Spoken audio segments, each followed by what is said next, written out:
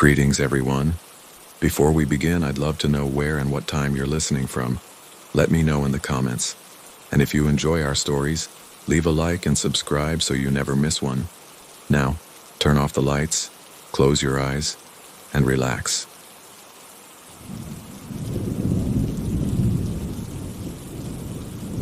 My life flowed through predictable channels, a calm current in the anonymous river of the city. My name is Oliver, and I found a strange comfort in routine.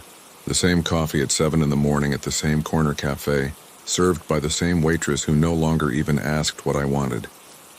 The same number 12 bus that took me to work, always trying to sit in the same seat by the window, the third one on the right side, from where I watched the same gray buildings pass by, the same shops with the same faded signs, the same park I walked through briefly at lunchtime, always following the same winding path to the secluded bench under the old chestnut tree. The same route back home, avoiding the busier streets. This self-imposed order wasn't rigidity, but a shield. A shield against the noise, against unpredictability, against unwanted attention. I liked being invisible, just another face in the crowd, a man whose existence left no trace, whose absence would go unnoticed. The first crack in that shield appeared on a Monday morning. I got on the number 12 bus as always, the smell of cold diesel and morning humanity. My usual seat was free. I sat down. The bus started with a groan. I absent-mindedly looked out the window at the gray flow of buildings and cars, the familiar rhythm of the city waking up. When I glanced back at the seat, I noticed something. Right in the center of the blue plastic seat, there was a feather. It was a black feather, long and shiny, like a crow's, perfect without any nicks. That wasn't strange in a city full of urban birds. What was strange was the thread.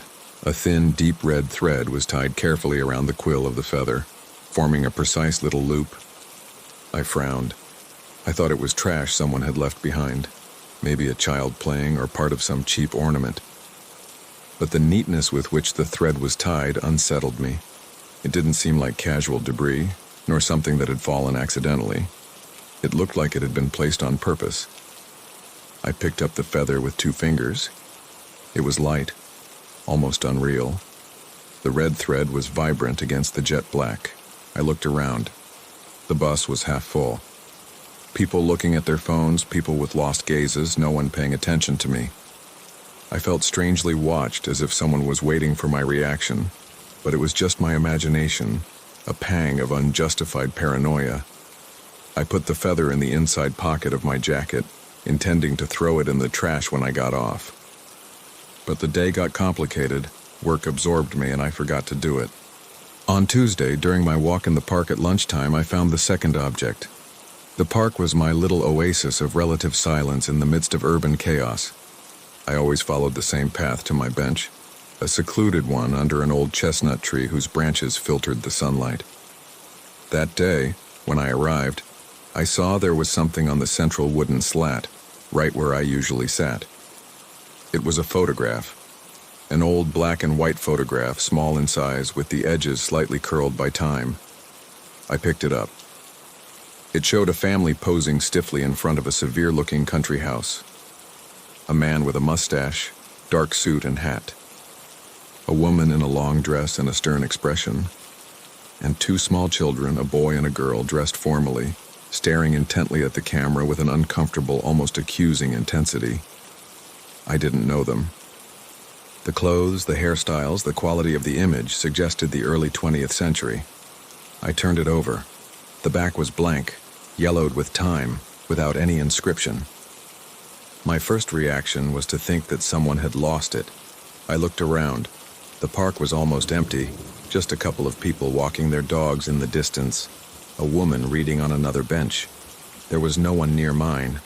How had the photo gotten there? And why that particular photo, so old, so anonymous?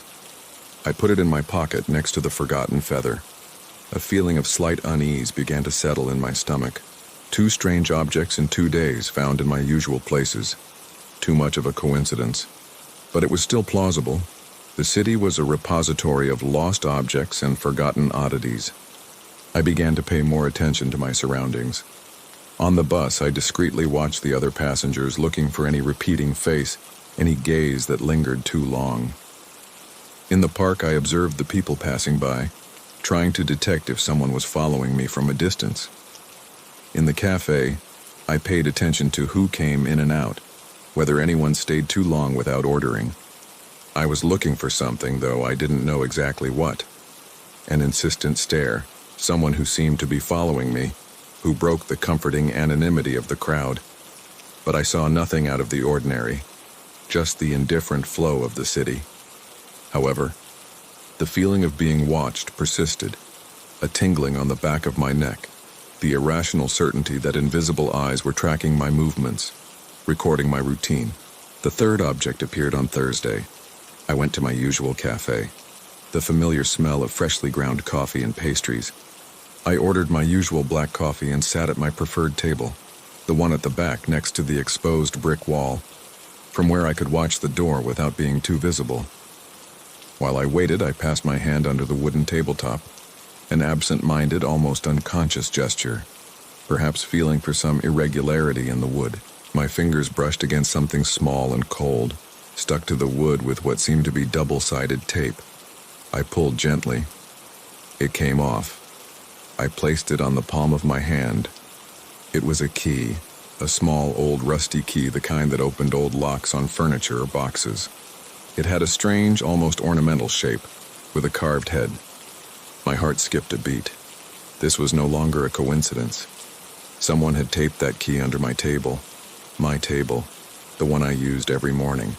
Someone knew my routine with terrifying precision. Someone was leaving me these objects on purpose. The waiter arrived with my coffee, smiling as always. I hid the key in my fist, paid quickly with coins so I wouldn't have to wait for change, and left the cafe without tasting the coffee. I walked to work with quick steps, almost running, looking over my shoulder at every moment. Every person who crossed my path was a suspect. Every shadow seemed to move. The city had become threatening. Fear began to set in, a cold, paralyzing fear. Who was it? Why me? What did these objects mean? The feather, the photo, the key. They didn't seem to have any connection. They were just things, but I felt they were messages, pieces of a macabre puzzle I didn't understand, a kind of dark courtship. That day at work, I could barely concentrate. My mind kept returning to the objects, to the feeling of being watched. I searched the internet. I looked for news about strange objects being found, about stalkers, about unsolved crimes in the area, about anything that might give me a clue. I found nothing relevant. I tried to convince myself I was exaggerating, that my mind, accustomed to order and routine, was creating patterns where there were none. But the cold, rusty feel of the key in my pocket was too real. At night in my apartment, I emptied my pockets onto the coffee table in the living room. The feather with the red thread, the photograph of the unknown family, the rusty key. I lined them up under the lamplight. I looked at them for a long time. They were like the personal effects of a dead person gathered at random. I felt a deep repulsion, but also a strange, morbid fascination. They were mine now. They had been delivered to me. They were a tangible link to someone or something, moving in the shadows of my life. It was then that I saw the news on television. They were talking about a series of recent disappearances in the city. 3 people in the last 2 weeks. No apparent connection between them. Young, old, men, women. They had simply vanished from their lives without a trace. The police were baffled. There were no clues, no ransom demands. Just one strange detail that repeated, a pattern that chilled the blood. In the places where the victims had last been seen, their car, their workplace, a park, small objects had been found. Objects of no apparent value, left like a macabre signature. A seashell painted black found on the car seat of one missing person. An old playing card, the ace of spades, pinned to the house door of another. A small eyeless rag doll left on the office desk of the third victim. The police, according to the news anchor, had nicknamed the person responsible the Silent Collector for his stealthy method and for those objects he left behind, as if he collected not only the victims, but also the terror he sowed. I felt the blood freeze in my veins. I got up from the sofa, went to the table. I looked at the objects. The feather, the photo, the key. They weren't trash. They weren't coincidences. They were the signatures. The collector's signatures. And he had left them for me. The panic was absolute. It wasn't just a stalker, it was a murderer. A serial killer who was playing with me, marking me with his macabre gifts. Why me? Was I the next victim? Or was I a spectator chosen for his sick game? The question drilled into my brain. My routine, my shield, had become my downfall. He knew my movements, my habits, my safe places. He knew where to find me. The invisibility I had valued so much had made me vulnerable. No one would notice if I disappeared. I would just be another anonymous face erased from the crowd. I didn't sleep that night. I sat in the darkness of my living room, watching the door with the security chain on, a useless gesture against someone who seemed to move like a ghost. Every creak in the building was a threat. Every distant siren in the street was an omen. The city, which had always been my indifferent refuge, now felt like a hostile jungle, full of invisible predators. And I knew that somewhere out there the silent collector was watching me, enjoying my fear, waiting for the right moment to add me to his collection. The game had begun, and I was the main piece. The night was an endless torture. I stayed on the sofa with the lights off, listening to every sound from the street, every creak of the building. The feather, the photo, and the key were still on the table, dimly lit by the orange light of the streetlights filtering through the blinds. They seemed to watch me, 3 dead eyes testifying to my connection with the silent collector. The fear wasn't just of physical violence, it was a more insidious fear. The fear of the predator's invisibility, his apparent omniscience. He knew my routine. He knew where to find me.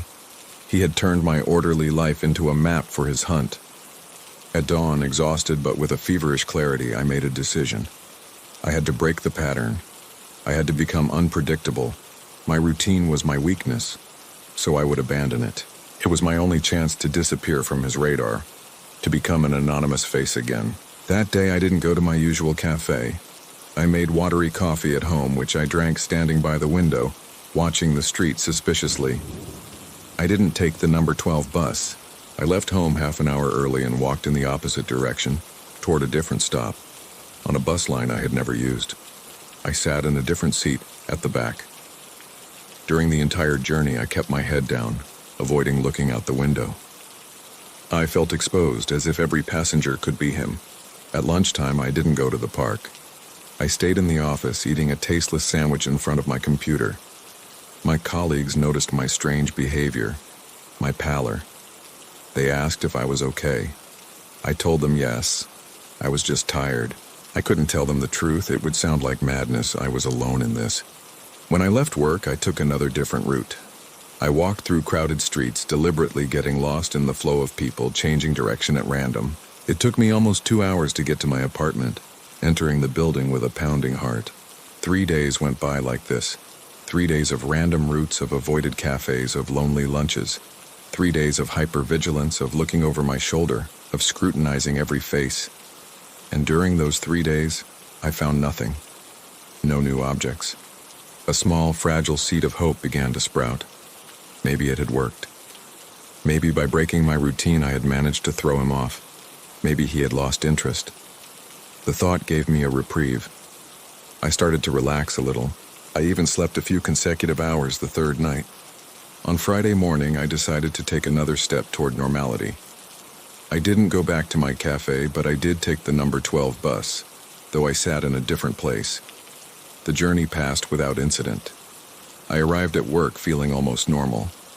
I greeted my colleagues, turned on my computer, and then I saw it.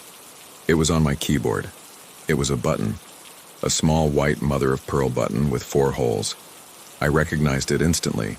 It belonged to an old jacket of my father's, a jacket I had inherited and kept in the back of my closet, a garment I hadn't worn in years. No one, except me, knew about that jacket's existence. The air froze in my lungs. I felt dizzy. I had to grab the edge of the desk so I wouldn't fall. How? How had that button gotten there? My office had security. There were cameras. No one could have entered without being seen, and no one could have known about that button. I looked around. My colleagues were working, oblivious to my panic. The button shone faintly. It was a violation, an invasion not only of my routine, but of my private space, my memories. The collector wasn't just following me. He seemed to have access to my life in a way that defied logic. He wasn't one step ahead. He was everywhere.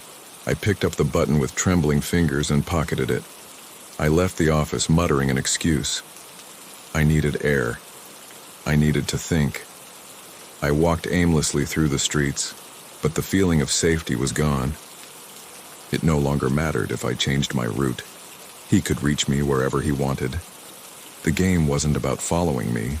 It was about showing me that I had no escape. Paranoia gripped me with renewed force. I started seeing his signs everywhere. A black feather on the sidewalk, an old photograph in a shop window, a rusty key lying around. Were they messages? Or was it my tortured mind creating them? I could no longer trust my perception. I went back home.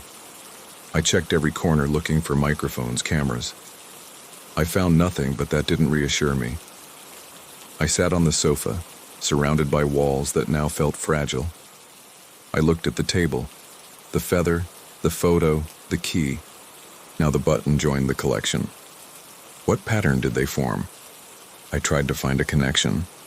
The feather, lost freedom. The photo, stolen past. The key, confinement.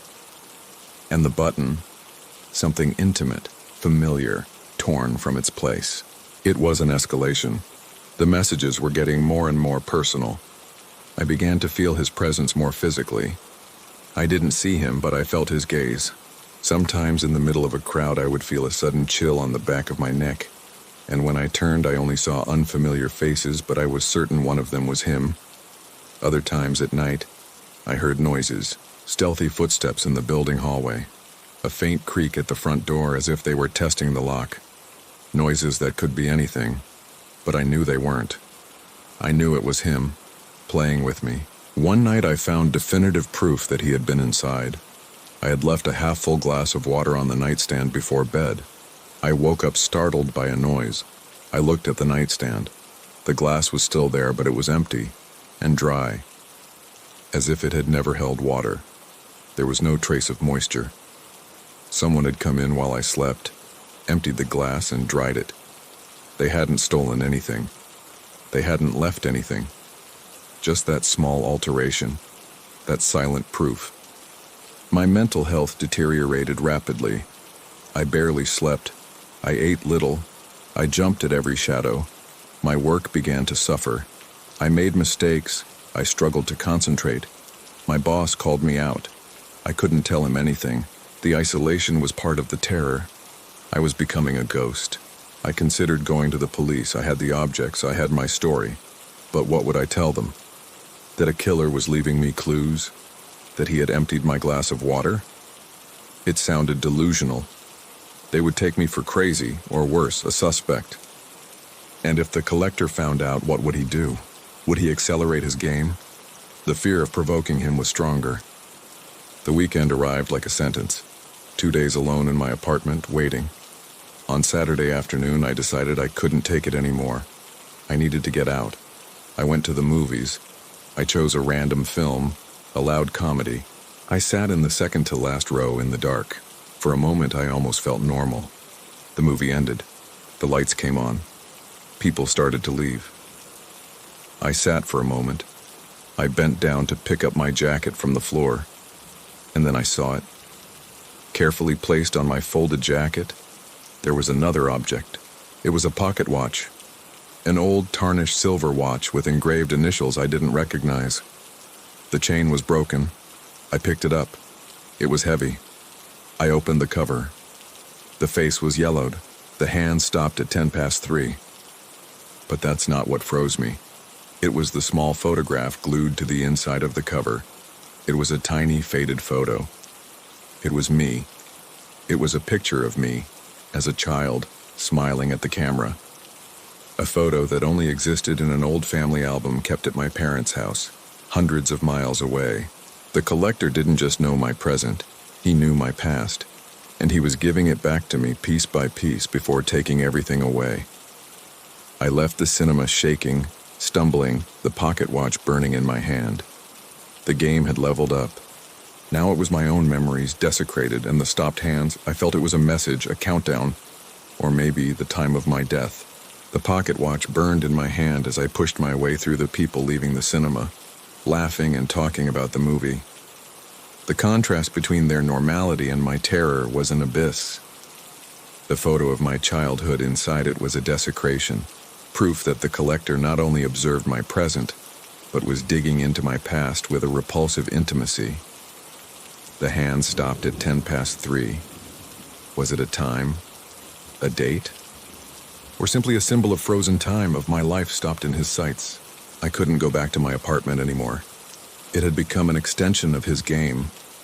I knew I would find something else waiting for me there. I needed to disappear. For real. Not just change my roots, but erase my existence from the city. I wandered the streets for hours aimlessly, constantly looking over my shoulder, scrutinizing every face, every shadow. Every reflective surface was a torment. Was he watching me from a shop window? The entire city had become a panopticon designed by him. I felt naked, exposed. Finally, I made a decision. I would go to the bus station. I would buy a ticket for the first distant destination leaving. I would leave the city that very night, with no luggage, without telling anyone. I would leave my job, my apartment, my entire life behind. It was the only way. I had to become a ghost before he turned me into one of his trophies.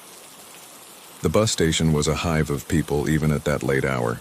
Fluorescent lights, the smell of stale fast food, the constant murmur. I got in line in front of a ticket window, trying to look normal. When my turn came, I asked for a one-way ticket to the farthest destination leaving in the next hour. The woman at the counter looked at me indifferently and told me a city name I barely recognized. I paid in cash, took the ticket, and walked away.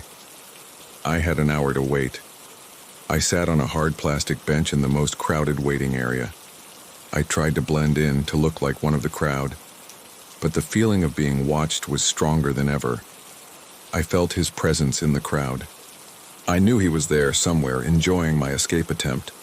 I checked the ticket. Platform 7, 10 minutes left. I got up and walked toward the platform area. The air was colder here, it smelled like diesel. Platform 7 was at the end, set apart. There were few people waiting. A couple of backpackers, an elderly woman. I stopped a few meters from the bus, which was already there with its engine running. I hesitated. Was this a trap? Was he waiting for me inside? I looked at the other passengers. They seemed normal.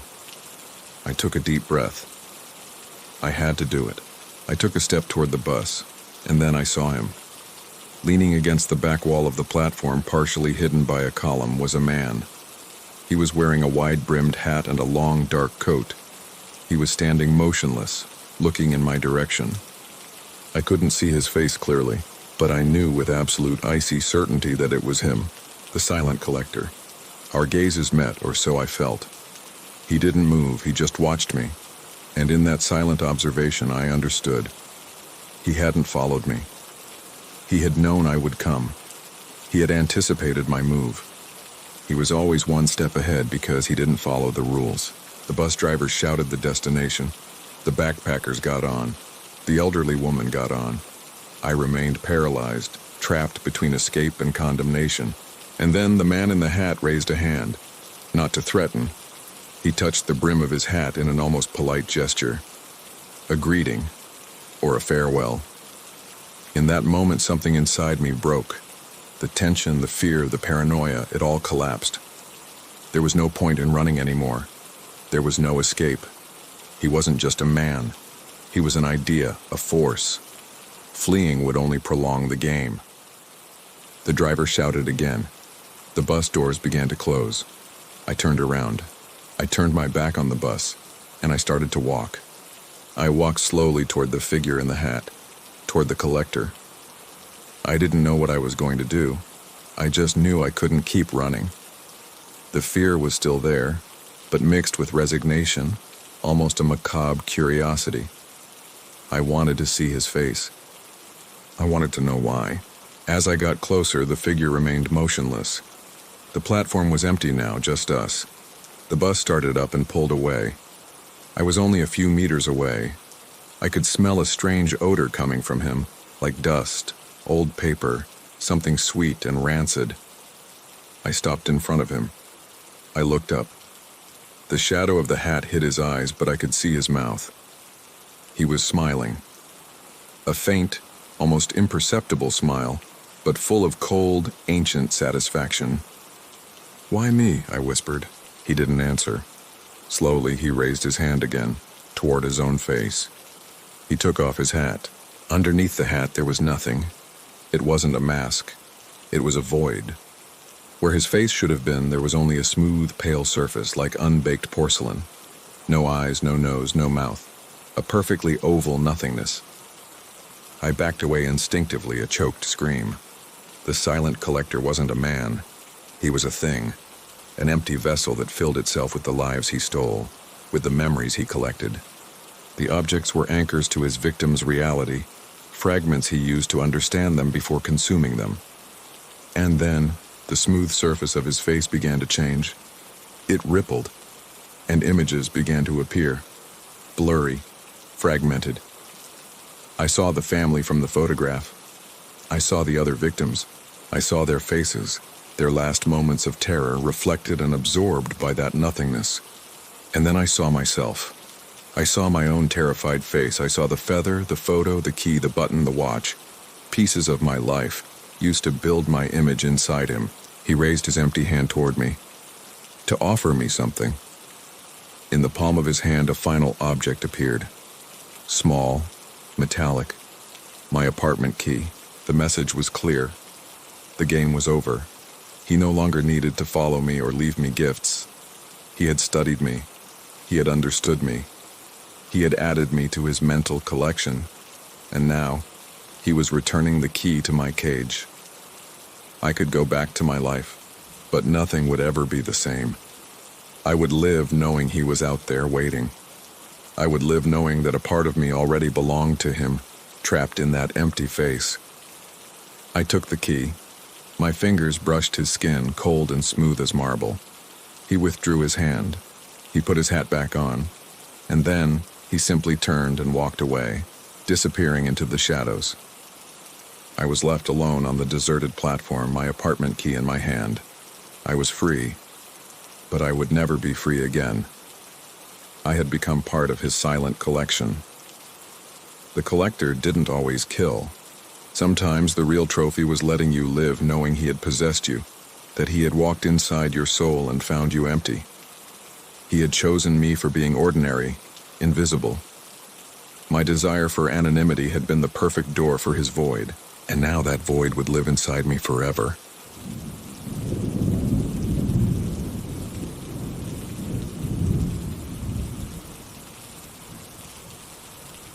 Routine was my armor. The sound of the alarm at 6:15, the taste of reheated coffee, the knot of my tie always tightened the same way, and the ride on the 7:15 train. Every day, the same car, the fifth one, because it usually had the fewest people and left me closest to the exit at my station. My name is Tomas. My life was a predictable succession of identical moments, and that gave me peace. The anonymity of the big city, of the morning crowd, was my refuge. I liked the feeling of being just one more piece in a huge machine, a nameless face lost among thousands. On the train, I recognized the faces, though I didn't know any names. They were part of my scenery, silent presences that validated my own routine existence. The young woman who always put on her makeup in a frantic hurry, using the reflection in the dark window. The student who would fall asleep with his mouth open and his headphones on. And the newspaper man, an older man with a reddish face who always coughed, a deep, wet cough that echoed in the car as he irritably flipped through the sports section. They were my silent travel companions. The first time I saw them, I dismissed them as a simple urban oddity, It was a Tuesday, a gray, unremarkable day. I got on the fifth car. It was almost empty, except for them. They occupied the group of 4 central seats, the ones that face each other. There were 4 of them, 2 men and 2 women, seated in perfect symmetry. The 2 men on one side, the 2 women on the other, facing them. The first thing that caught my attention was their clothing. It was neat but strangely antiquated. It looked like something out of a 1950s movie. The men wore heavy wool suits, one gray and one brown, even though the weather was mild. They wore felt hats, short-brimmed, pulled down low on their heads, hiding their foreheads. Their shoes were perfectly shined. The women wore dark dresses, long-sleeved and high-collared, with the hemline below the knee. One wore a small veiled hat, the other had her hair in a severe bun. Both wore white gloves and held identical small purses on their laps. But the most unsettling part was their stillness. They were absolutely motionless. They didn't talk to each other. They didn't look out the window. They didn't read. They didn't look at their phones. They didn't have phones. They simply stared straight ahead, at the person sitting opposite them. Their faces were pale, almost cerulean, a paleness of skin that had never seen the sun, like wax or marble. Their expressions were completely neutral, void of all thought or emotion. I sat several yards away, but I couldn't stop glancing at them out of the corner of my eye. I felt a chill. They were actors, I told myself. They belonged to a theater company, or they were on their way to a film shoot. It was the only logical explanation. For the entire ride, 30 minutes, they did not move. Not a muscle. Not even when the train braked sharply. Their bodies remained rigid, impassive. When the train reached my station, I stood up. They remained motionless.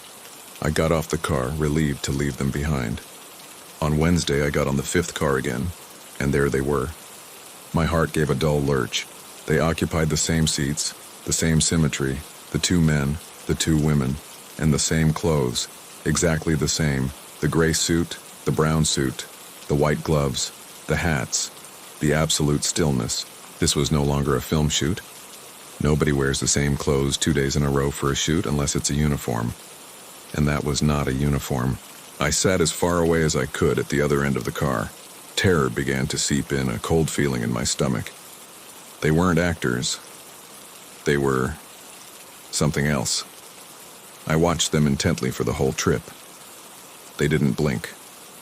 Or if they did, it was so infrequent it was imperceptible. They were like wax figures of extraordinary quality, but they were breathing.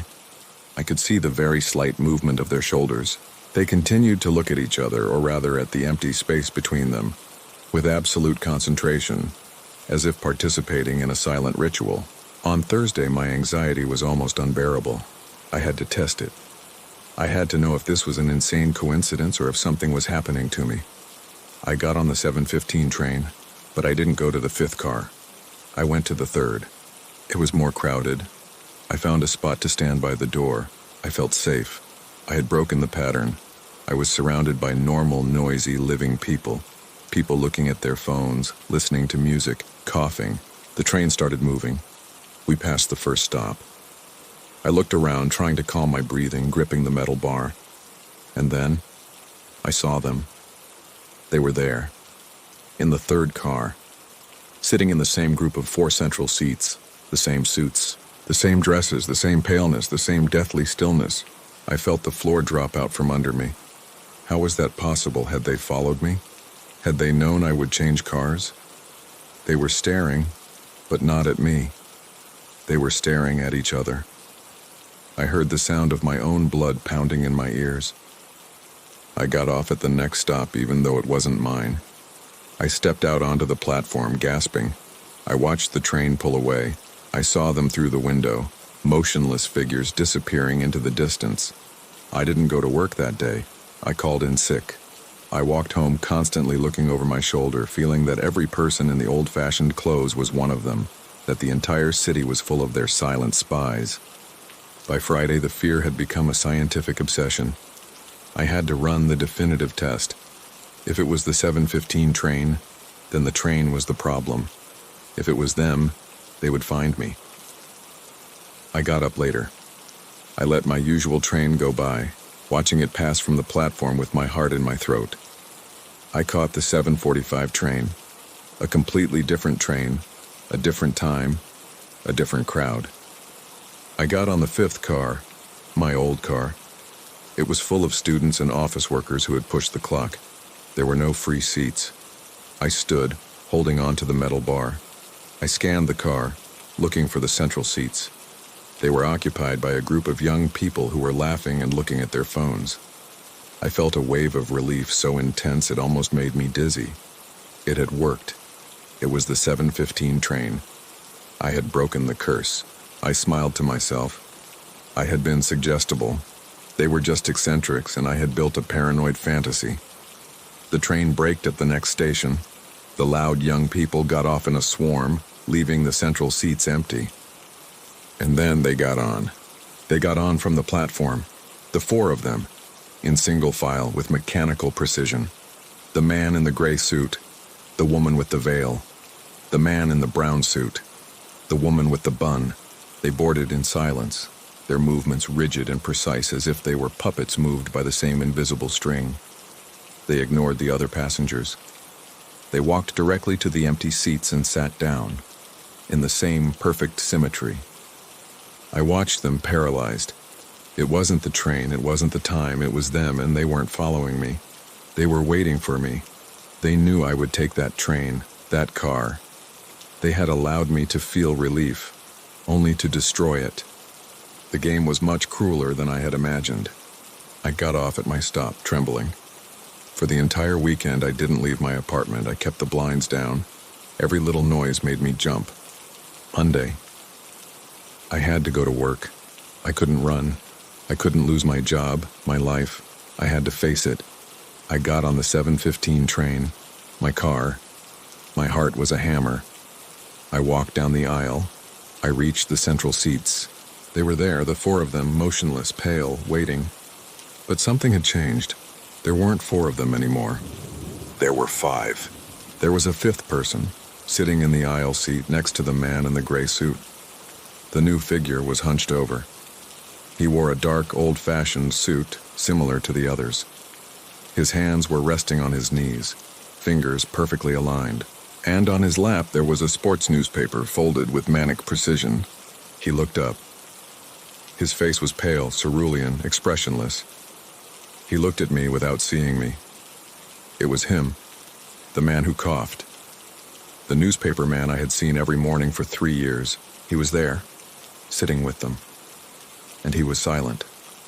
He wasn't coughing. He wasn't reading the paper. He simply stared straight ahead, with the same empty stillness as the rest. I stood in the aisle, the world spinning around me. They weren't ghosts, they were collectors. They took the regulars. They took the anonymous, the people of routine. They absorbed them. They turned them into one of their own. And I, Tomas, the man of the perfect routine, the invisible man of the fifth car, was next on the list. And they knew that I knew it. My blood felt like ice. I stood in the aisle of the car, paralyzed, my gaze fixed on the man who used to cough. His face was a cerulean gray, a wax mask with open, empty eyes, fixed on the old-fashioned woman across from him. The newspaper on his lap was folded with manic precision, untouched. He was one of them. They had taken him. The train began to brake, the screech of the brakes breaking the hypnotic silence. It was my stop. I moved with robotic stiffness, pushing past people in my way, without looking away from the group.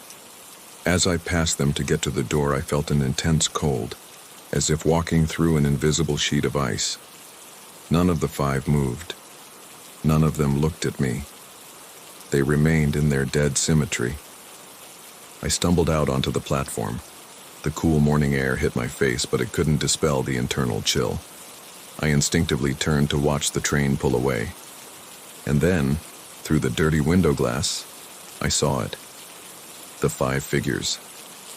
They had turned their heads in unison as a single entity, and they were looking at me.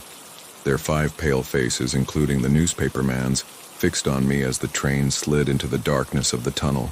I didn't go to work. I couldn't. I walked aimlessly, avoiding the subway station, moving through the crowded streets but feeling completely isolated. Every person wearing a hat, every woman in a long dress made me jump. The city had become a hunting ground, and I was the marked prey. I went into a cafe that wasn't my usual one, ordered something I didn't drink. I needed a plan. What did they know about me? They knew my train. They knew my car. But did they know where I lived? Did they know my name? The newspaper man. He had seen me almost every day for years. We were strangers, but part of the same routine. Maybe he had told them about me before they took him. I spent the rest of the day hidden in my apartment. I put the chain on the door, a gesture that now seemed childishly useless. I checked the window locks. I sat on the sofa, trying to breathe. Routine was my armor, and they had shattered it. If I broke the routine, would they lose interest? If I became unpredictable, would they look for other prey? The weekend was a torture of silence and paranoia. Every creak of the building was them, testing the door. Every shadow in the hallway was the man in the gray suit. I didn't sleep. I barely ate. By Monday morning I was exhausted, but I had a feverish determination. I had to know. I had to see if I could break the cycle. I decided to change everything. I woke up at a different time, 8 o'clock. I left the house much later. I avoided my usual station, walked 20 blocks to another train line. The 9:05 train. A different train. A different crowd. I got on the first car, not the fifth. It was packed with people. The human warmth was suffocating. I felt safe, anonymous again. The train moved forward. I looked around. Normal people. Loud people. Living people. I read the ads above my head. I focused on the breathing of the woman next to me. It was working. My heart began to calm down. The paranoia of the last few days seemed like a distant fever. It had been a hallucination, a psychotic break caused by the stress and loneliness of my monotonous life. There were no antiquated figures. There was no wax man.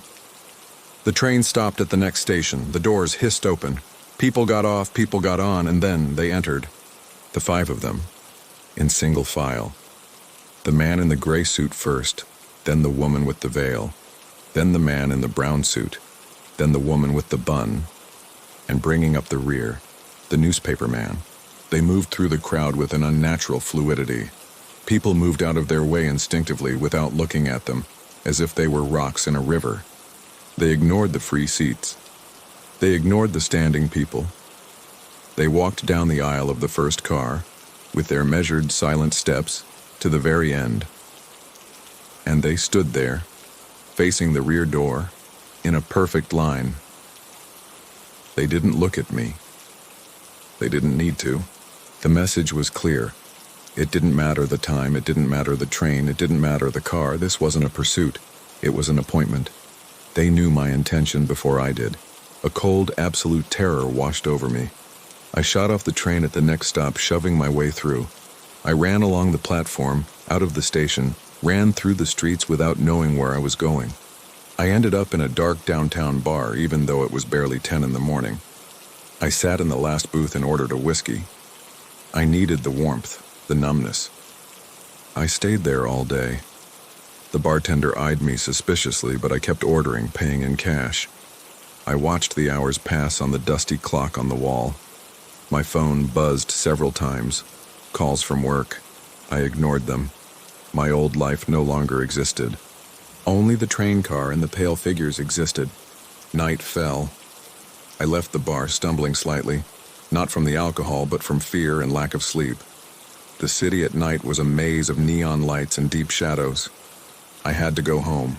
It was the only place I had left, the only space they hadn't yet defiled. I walked the long blocks to my building. The lobby was empty. I rode the elevator up, my reflection in the polished steel staring back at me with a stranger's eyes. I reached my apartment. I put the key in the lock. The door was already open. I froze, the key half turned. I never left the door unlocked. I had put the chain on that morning. I remembered it perfectly. I pushed the door slowly. It opened with a faint creak. The security chain hung loose. The catch on the doorframe had been cleanly torn from the wood. The apartment was dark. The light from the street barely sketched faint shapes in the living room. I entered cautiously. I set my briefcase on the floor. Everything seemed to be in its place. My sofa, my coffee table, my television. I turned on the living room light. Nothing. I went to the kitchen. Empty. The bathroom. Empty.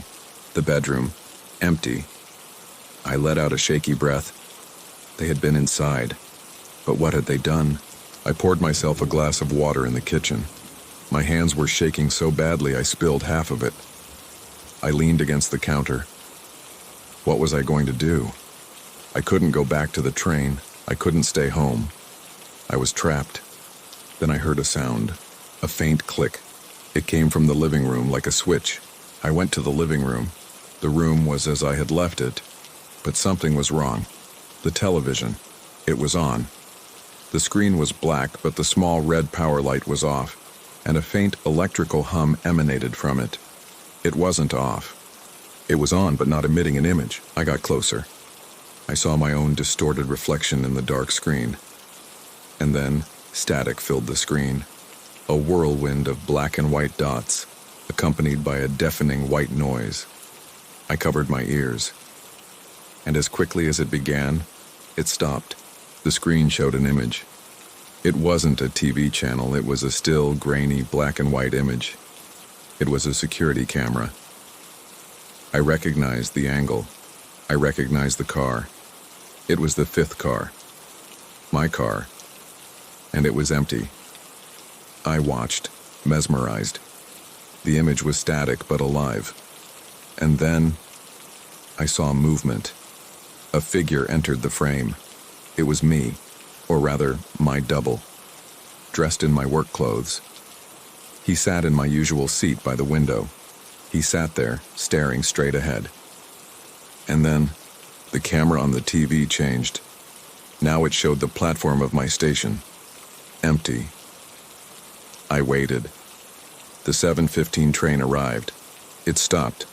The doors opened. And they got off. The four of them. The men with hats, the women with gloves. They got off and stood motionless on the platform. The image changed again. The inside of my apartment. My living room. It was a shot from the corner of the ceiling. I saw myself from the back, watching the television. I was watching myself watch myself. I yelled and spun around. No one was there. There was no camera in the corner. I looked back at the screen. The image of me watching the screen was still there. But the image was wrong. The me on the screen hadn't moved. He was still facing away. But I had turned around.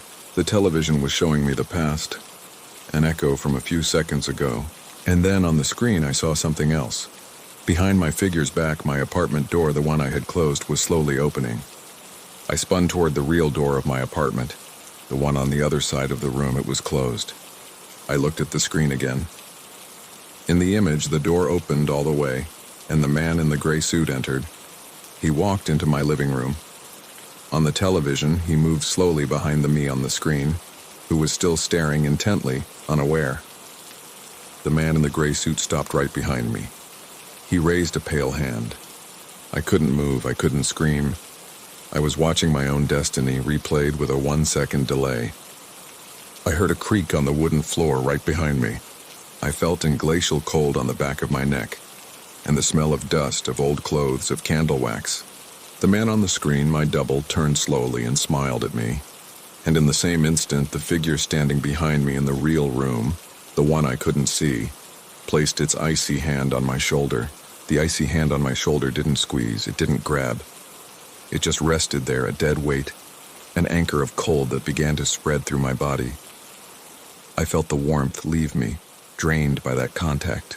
On the television screen, my double, the me from a few seconds ago, was still smiling, watching as the figure in the gray suit touched me. And in the reflection of the dark screen, I saw, like a ghost, the real man standing behind me. His face was a pale oval, featureless, a void that seemed to suck the light from the room. My body wouldn't respond. I couldn't turn. I couldn't scream. The terror was so absolute it had become a form of total paralysis.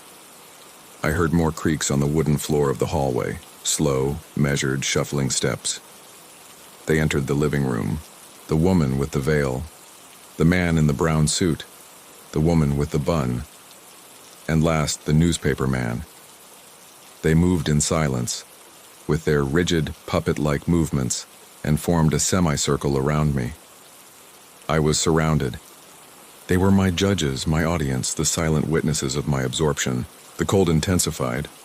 The hand on my shoulder now felt like a block of ice burning my skin, and with the cold came the feeling of emptiness. I felt my memories begin to blur. The image of my morning routine, the taste of coffee, the sound of the bus, my boss's face, everything became distant, gray, unimportant. The entity wasn't killing me. It was emptying me. It was preparing me for the car. It was erasing Tomas to leave only the shell they needed. On the television, the image changed. It was no longer my living room. It was the fifth car of the train, and it was full. All 6 seats were occupied. The man in the gray suit, the woman with the veil, the man in the brown suit, the woman with the bun, the newspaper man, and in the 6th seat, the aisle seat, I saw myself. My face was pale, cerulean, my eyes fixed and empty, staring straight ahead. I was holding my briefcase on my knees. I was motionless, perfect. It was my future. It was the image of my dead soul. Seeing that, seeing my own end, seeing that horrible stillness sparked something in me. A spark. It wasn't courage. It was rage. A pure, primitive rage against that silence, against that void. They didn't want to kill me. They wanted me to surrender. They wanted me to become them. I gathered every ounce of will I had left, every memory they hadn't yet stolen. The entity felt me fight. The hand on my shoulder squeezed for the first time, its cold fingers digging into my muscle like steel claws. The pain was sharp, real. And that reality gave me back control. I yelled. A guttural animal sound that shattered the unnatural silence of the room. I spun around with a violence that tore the tendons in my neck. The man in the gray suit was there, his face a pale, smooth oval, his hand still outstretched. He didn't flinch. He showed no surprise. I grabbed the first thing at hand, the reading lamp from my end table. I lifted it and smashed it against the creature's empty face. The impact wasn't soft. It was like striking porcelain. There was a dry sound, a crack. The lamp shattered. The figure in the gray suit took one staggering step back. On the smooth surface of its face, a crack had appeared, a thin black line running from where its eye should be to the corner of its non-existent mouth. The other figures stopped. Their symmetry was broken. They turned their heads in unison, not toward me, but toward the man in the gray suit. They looked at him. They seemed confused. The chant in my mind, the draining, stopped instantly. The connection was broken. The man in the gray suit raised a pale hand and touched the crack on his face. Then he looked at me. And for the first time, I felt something radiate from him. Pure malevolence. A cold, concentrated hatred. That was my moment. I didn't run for the door. They were all there. I ran for the television. The screen was still showing my dead image on the train, my damnation. I lifted my foot and kicked the center of the screen with all my strength. The glass imploded with a dull pop and a shower of sparks. The hum of static died. The image disappeared. The figures in the room reacted instantly. The sound of the break, the sudden chaos, seemed to cause them physical pain. They flinched, their rigid bodies bending at strange angles. The man in the gray suit emitted a sound, a hiss like air escaping a broken pipe. It was my chance. I ran for the front door. The figures were disoriented, their perfect choreography broken by my act of chaotic violence. They were slow. The newspaper man tried to block my path, raising his folded newspaper as if it were a club. I shoved him. His body was rigid, heavy, but unbalanced. He fell backward, crashing into the woman with the veil. I reached the door. My hands were shaking so badly I could barely turn the latch on the security chain. the one that no longer mattered. I heard the sound of shuffling steps behind me. They were recovering. The man in the gray suit was advancing, his cracked face turned toward me. The chain flew off. I turned the deadbolt. I yanked the door open. I burst out into the building hallway, a normal, lit, safe hallway. I ran for the elevator, slammed the button. It was too slow. I heard my apartment door open behind me. I ran for the emergency stairs. I pushed the metal bar and entered the concrete stairwell. The air here felt neutral, dead, free of the oppressive presence from the apartment. I started down, taking the steps 3 at a time. I didn't dare look back. I expected to hear their steps following me, but I only heard the echo of my own desperate flight. I went down 12 floors. My lungs were burning. I reached the lobby. The night guard, a real man of flesh and blood, looked up startled from his desk. I didn't stop. I burst through the revolving glass doors and out onto the street. The city. It was alive. Cars, distant sirens, the murmur of nightlife. The air was cold, but it was real. I started running. I ran aimlessly block after block without looking back, until my legs gave out and I collapsed on a bench at a deserted bus stop. I was alive. I had escaped. I was trembling from exhaustion, from terror, but I was free. The sun would start to rise in a couple of hours. I sat there as the city woke up. I watched people come out of their homes, walk toward bus stops, toward the mouths of the subway. I heard the distant rumble of the first train of the morning, moving through the tunnels beneath the city. And I shuddered. I knew I could never go back to my apartment. I knew I could never go back to my job. My old life, my routine had been poisoned forever. I had broken the pattern. I had introduced the chaos into their silent order, and that had saved me. But the price was high. I stood up from the bench.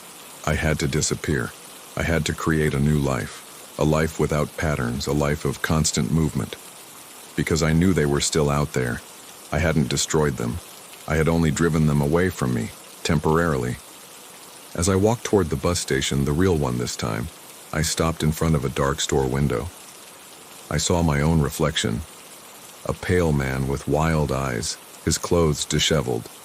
But it was me. There was no one behind me. There was no empty face. I had survived. But they had taken something just as valuable. They had taken my peace. They had taken my anonymity. They had condemned me to always look over my shoulder, to fear the silence, to distrust stillness. And I knew that somewhere on the 7:15 train, the 5th car still had an empty seat, and that someday they would find another invisible passenger, another person who loved routine too much.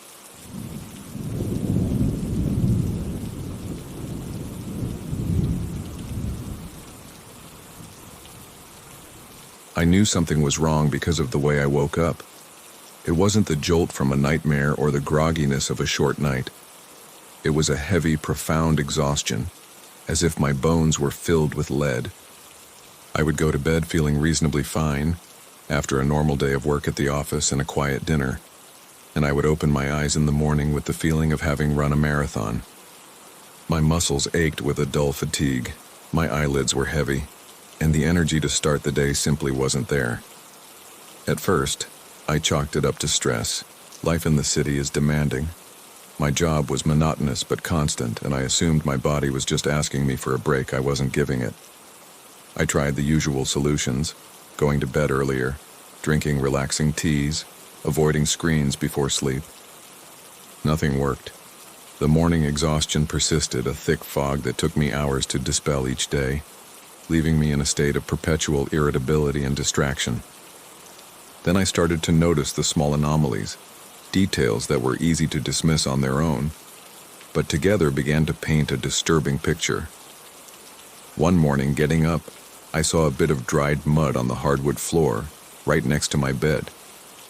It was strange because it hadn't rained in weeks and I didn't remember walking through any dirt. I cleaned it up, perplexed, and thought no more of it. A few days later, I woke up with a long, thin scratch on my forearm. It wasn't deep, but it was there, a defined red line on my skin. I didn't remember getting it. I had no pets, and there was nothing in my bed that could have scratched me like that.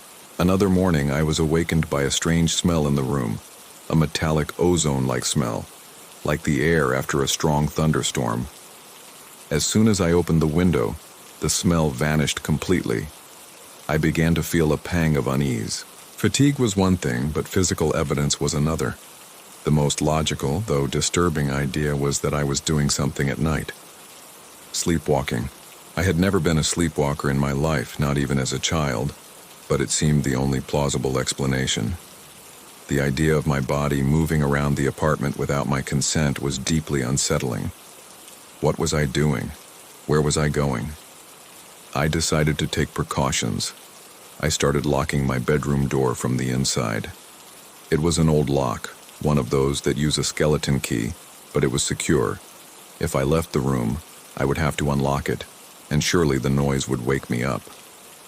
The next morning, I woke up feeling just as exhausted. The door was still locked with the key on the inside. But on the rug, next to the bed, there was a dry oak leaf. It was intact, as if it had just fallen from a tree. My unease turned into a cold fear. If I wasn't leaving the room, how were these things getting in? The fear of the unknown is worse than any certainty, no matter how terrible. I needed answers. I decided I had to see myself, to witness my own nighttime actions. The idea of buying a camera lingered in my mind for days. I felt paranoid, like one of those characters in movies who start to lose touch with reality. But the need to know was stronger than the embarrassment. I went to an electronics store and bought a small digital camera, the kind used to monitor babies or pets. It had night vision and could record for hours. That night, I placed it on the dresser, in a corner of the room after spending almost half an hour adjusting the angle to make sure the lens was pointed directly at my bed and covered most of the room, including the door and the main wall. I felt equal parts ridiculous and terrified. I got into bed, aware of the small red light of the camera watching me in the darkness. It took me a long time to fall asleep, but finally, exhaustion overcame me. The next morning, I woke with a sense of dread and anticipation. The first thing I did was look around. Nothing was out of place. No mud, no leaves. I got up, turned off the camera, and plugged the memory card into my computer. I sat down with a cup of coffee, my hands trembling slightly. Before hitting play, I hesitated. A part of me wanted to throw the card in the trash and live in ignorance. But it was too late for that. I took a deep breath and started the playback. The first few hours of recording were incredibly boring. I saw myself sleeping, turning over in bed, a black and white image of absolute stillness.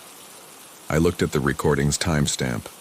1 in the morning, 2, 3, and then, at 3:03 exactly, something happened. My sleeping self sat up in bed. It did so with a fluid movement, not like someone waking up, but like a puppet having its strings pulled. His eyes were open but expressionless, glassy, and fixed on an invisible point. He got out of bed and started walking, but he didn't head for the door, which was still locked. He walked directly toward the smooth wall opposite the bed, the wall that separated my bedroom from the building's structural void. He walked without hesitation, with a determination that chilled my blood.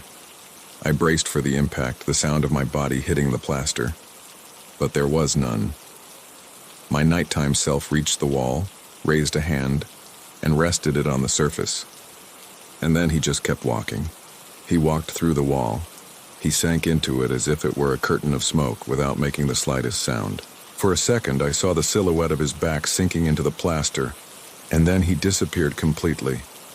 In the instant his body vanished, the camera's image turned to pure static, a deafening white noise.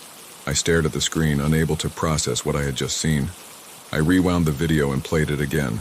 The same sequence. Me getting up, walking, passing through the solid wall. The static. I fast-forwarded the video. The static lasted for hours. Then, at 5:42, the image returned. And the first thing it recorded was my own figure walking out of the same wall, walking backward, as if emerging from nothing. He walked to the bed, lay down, and became still. The recording continued normally until I woke up. I got out of the chair and walked over to the wall. It was solid, cold, and real. I knocked on it with my knuckles. The sound was dull, definitive. It was a concrete and plaster wall. There was no secret door, no passageway. What I had seen was impossible. But the recording was there. Irrefutable proof that every night, my body left me to travel to a place on the other side of reality. I continued to record every night, and every night the routine was the same.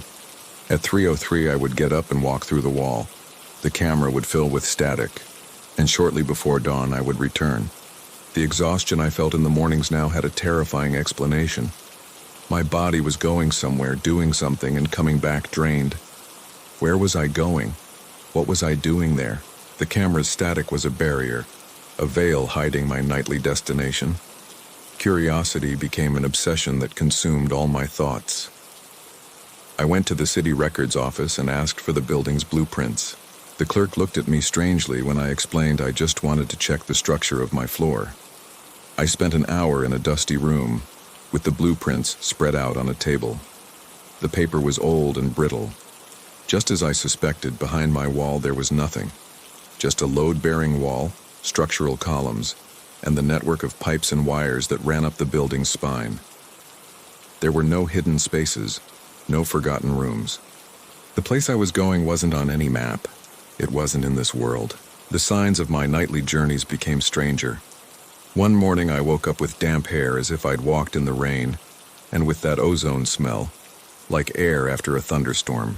Another time my feet were covered in a fine black sand that didn't look like any beach sand I had ever seen. And the exhaustion was getting worse. I felt weak, consumed. It was as if my journeys were draining the life out of me, night after night. I tried everything to stay awake. I drank liters of coffee, took cold showers, blasted music. I managed to stay awake for one entire night. It was a Pyrrhic victory. The next day I was so exhausted that I fell asleep at 7 in the evening. The video from that night showed that my ritual had simply moved up. I got up, walked through the wall, and returned the next morning, more exhausted than ever. I couldn't escape. My own body and my need for sleep were my jailers. I started to be afraid of my own apartment, of my own room. The wall that was once just a painted surface now seemed like a portal, a wound in reality. Sometimes during the day I thought I could hear faint sounds coming from inside it. A low murmur, a distant wind. I would press my ear against it, but the sound would always fade, leaving me to wonder if I had truly heard it or if my mind was playing tricks on me. The situation reached a breaking point one Thursday morning. I woke up, as always, feeling like I'd been run over by a truck. But this time, something was different. As I uncurled my right hand, which I had kept clenched in a fist while sleeping, I felt a small, smooth object in my palm. I opened it carefully. It was a stone. A small, perfectly round, polished black stone, almost like obsidian. It was cold to the touch and didn't resemble any stone I had seen in the city. I sat on the bed staring at the stone as terror settled in my stomach like a block of ice. Until now I had come back with traces, with sensations. Sand, mud, dampness. But this was different. This was an object. A solid object from the place I went every night. I had brought it with me. For the first time I had physical proof of the other side, and that opened a door to a terrifying possibility. If I could bring things from there to here, what was stopping something from over there from following me back? The wall was not a one-way door. It was a passage, and I was the one opening it every night. The exhaustion was no longer my biggest fear.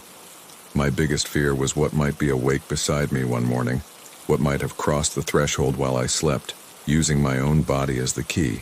The polished black stone became the center of my universe. I carried it with me everywhere, in my pants pocket, a constant heavy reminder of my terrifying duality. During the day I would take it out and roll it between my fingers, its smooth, cold surface the only real thing in a world that was becoming increasingly insubstantial. At work I would stare blankly at the computer screen, but I didn't see the numbers or the reports. I saw the camera's static, the white noise that hid the secret of my travels. What was that place? An incredibly vivid, lucid dream? Another dimension? Or just a hallucination? An elaborate theater staged by a mind that was breaking down? But the stone was real. The stone was proof that I wasn't crazy. My next step was an act of logical desperation. If I was the door, I needed to know what was on the other side. The camera's static was the problem. It was as if the presence of that other place interfered with electronic devices. I needed an analog solution. I dusted off an old film camera that had belonged to my father, a relic from the 80s.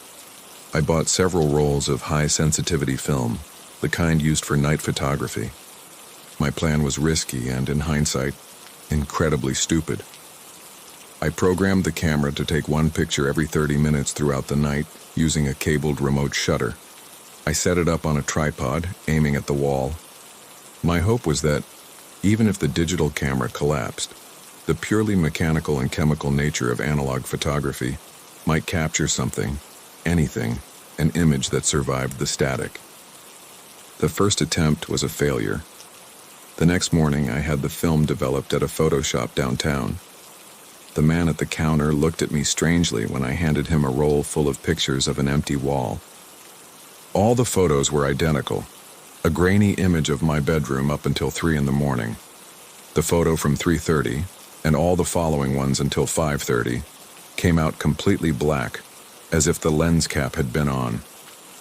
It wasn't static, it was a total absence of light. The darkness on the other side was so absolute that not even the high-sensitivity film could capture a single photon. I went home demoralized. My plan hadn't worked. But that night, reviewing the digital camera's video, I noticed something new. Just before the image turned to static, in the instant my nighttime self touched the wall, there was a flash of light in the recording. It was the flash from the film camera firing. And in that fraction of a second before everything turned to white noise, the wall behind me wasn't a wall. For a fleeting instant, it seemed to dissolve, revealing a landscape. I couldn't make out the details, but it wasn't a room. It looked like an exterior, dark and vast. I repeated the experiment, but this time I changed the film camera's settings. I programmed it to fire a burst of shots at the exact moment I usually got up, at 3:03. It was a gamble, but it was the only one I had. That night, I struggled to sleep. The idea of what the camera might capture filled me with an almost paralyzing terror. The next morning, I took the roll to be developed with trembling hands. When I returned to pick up the photos, the clerk handed them to me in an envelope without making eye contact. I left the shop and sat on a bench outside. I opened the envelope. Most of the photos were black, synchronization failures. But one of them, just one, had captured the moment. The image took my breath away. It was blurry, slightly out of focus, but unmistakable. It showed me from behind about to walk through the wall. But the wall wasn't there. In its place, there was a landscape of impossible desolation. The ground was the fine black sand I had found on my feet, stretching to a horizon that was lost in a gray haze. The sky had no stars, no moon, no clouds. It was a dark purple, like a giant bruise, and everywhere, rising from the sand, were structures that looked like dead trees. But instead of branches, they had strange geometric shapes, spirals and sharp angles that defied logic. There were no signs of life, only a silence and stillness that seemed absolute. It was a dead landscape, a place where nothing had ever grown and nothing ever would. This was the place I went to rest every night. The exhaustion I felt now had a new meaning. It wasn't physical fatigue. It was a weariness of the soul. Every night my spirit, or whatever it was, traveled to that desolate wasteland. What did I do there? Just wander through that sterile nothingness for hours? The idea was almost worse than facing a monster. It was a hell of loneliness and emptiness. The black stone in my pocket now felt incredibly heavy. It was a piece of that world, a souvenir from my own personal purgatory. The problem got worse. I started bringing more things back. One morning I woke up with a handful of black sand. Another time, with a piece of one of those geometric branches, which felt like cold, porous ceramic to the touch. My apartment was becoming a small museum of a dead world.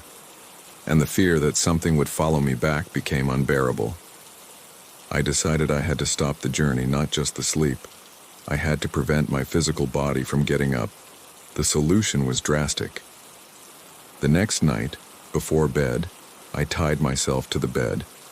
I used leather belts strapping my wrists and ankles to the legs of the solid iron bed frame. I made sure the buckles were tight, enough that I couldn't get free even with a conscious effort. I felt vulnerable and ridiculous, but it was my last hope. I fell asleep to the sound of leather creaking every time I moved. The next morning, I woke to a sharp pain in my wrists and ankles. The leather straps were incredibly taut, and my skin was raw beneath them. I had fought against my restraints all night, but they had held. I watched the camera's video. The footage was terrifying. At 3:03, my body sat up, as always. Then, it tried to stand. Feeling the resistance of the belts, it began to pull. It pulled with inhuman strength, the entire body convulsing, muscles tensed. It was not my strength. It was the strength of something that desperately wanted out. For over 2 hours, my body fought its bonds, twisting and pulling, while my sleeping face remained completely expressionless. Finally, around the time I usually returned, my body collapsed back onto the bed, motionless. It had worked. I had prevented the journey. But the cost was terrible. The exhaustion that morning was the worst I had ever felt. I felt like I had been beaten. But there was something else. A new feeling. A feeling of rage. Not my rage. It was a cold alien rage that seemed to emanate from my own body. It was the frustration of the thing that had been unable to leave. I repeated the process the next night, and the next. Each morning I woke up more sore, more exhausted, and with that feeling of a contained fury growing inside me. I was winning the battle, but I was losing the war. I was destroying my own body to keep my spirit prisoner. On the fourth night, something changed.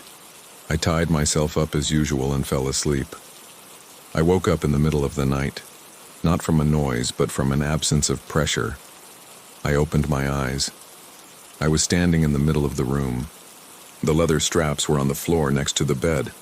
All of them had been cut cleanly, as if with a sharp knife. I looked at my hands. In my right hand, I was holding the polished black stone, but it wasn't round anymore.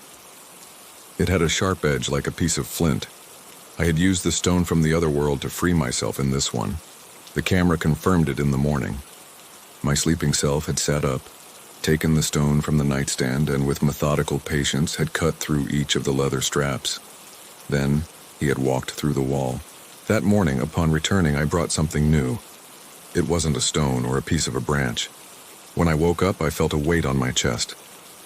I opened my eyes and saw a small creature, the size of a large insect, perched on my sternum. It was matte black with multiple thin legs and a segmented body. It wasn't moving. I was paralyzed with terror. Slowly, I raised a hand to brush it away, but before I could touch it, the creature disintegrated. It dissolved into a handful of black sand which scattered across my chest and the sheets. I jumped out of bed, brushing the sand off in disgust. It was a warning, or something worse. It was a test. The door was opening wider. The barrier between the two worlds was becoming permeable. I was no longer just bringing back inanimate objects. I was starting to bring back life, or the imitation of life that existed in that dead place. I knew I couldn't go on like this. I had to leave the apartment. I had to flee. But would it do any good? If I was the door would go with me. As I packed a bag with trembling hands, my gaze fell on the wall. The smooth, innocent wall. And I had an idea. A terrible, desperate idea, a final gamble. I couldn't close the door from here. But maybe, just maybe, I could destroy it. Not the physical wall. The portal. That night, I didn't tie myself up. I didn't set up the camera. I sat on the floor facing the wall and waited. At 3:03, I felt the pull, the compulsion to get up. I fought it with all my strength, concentrating on staying seated. It was agony. My body wanted to move, but my mind resisted. And then, the wall began to change. It stopped being opaque. It became translucent like smoked glass, and I saw what was on the other side. I saw the landscape of black sand and geometric trees, and I saw myself, my other self. He was standing on the other side in that purple world looking at me. But he wasn't alone.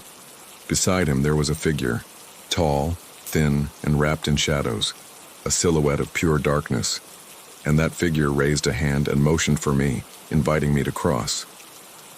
My other self began to walk toward me, and I knew that if our two bodies touched, if the two versions of myself merged, the door would open forever, and the shadow figure could cross. At the last second, with the last ounce of my will, I did the only thing I could think of. I leaped up and ran, but not toward the apartment door. I ran directly at the wall, at my other self. I screamed, a scream of defiance and absolute terror, and threw myself at the translucent image, not to pass through, but to shatter it. The impact was a burst of white light and a pain unlike anything I had ever felt. And then, nothing. The wall was solid, the room still. I stood frozen, my breath shallow. From the corner of my eye, a shadow flickered against the wall, a silhouette I did not recognize. It wasn't me.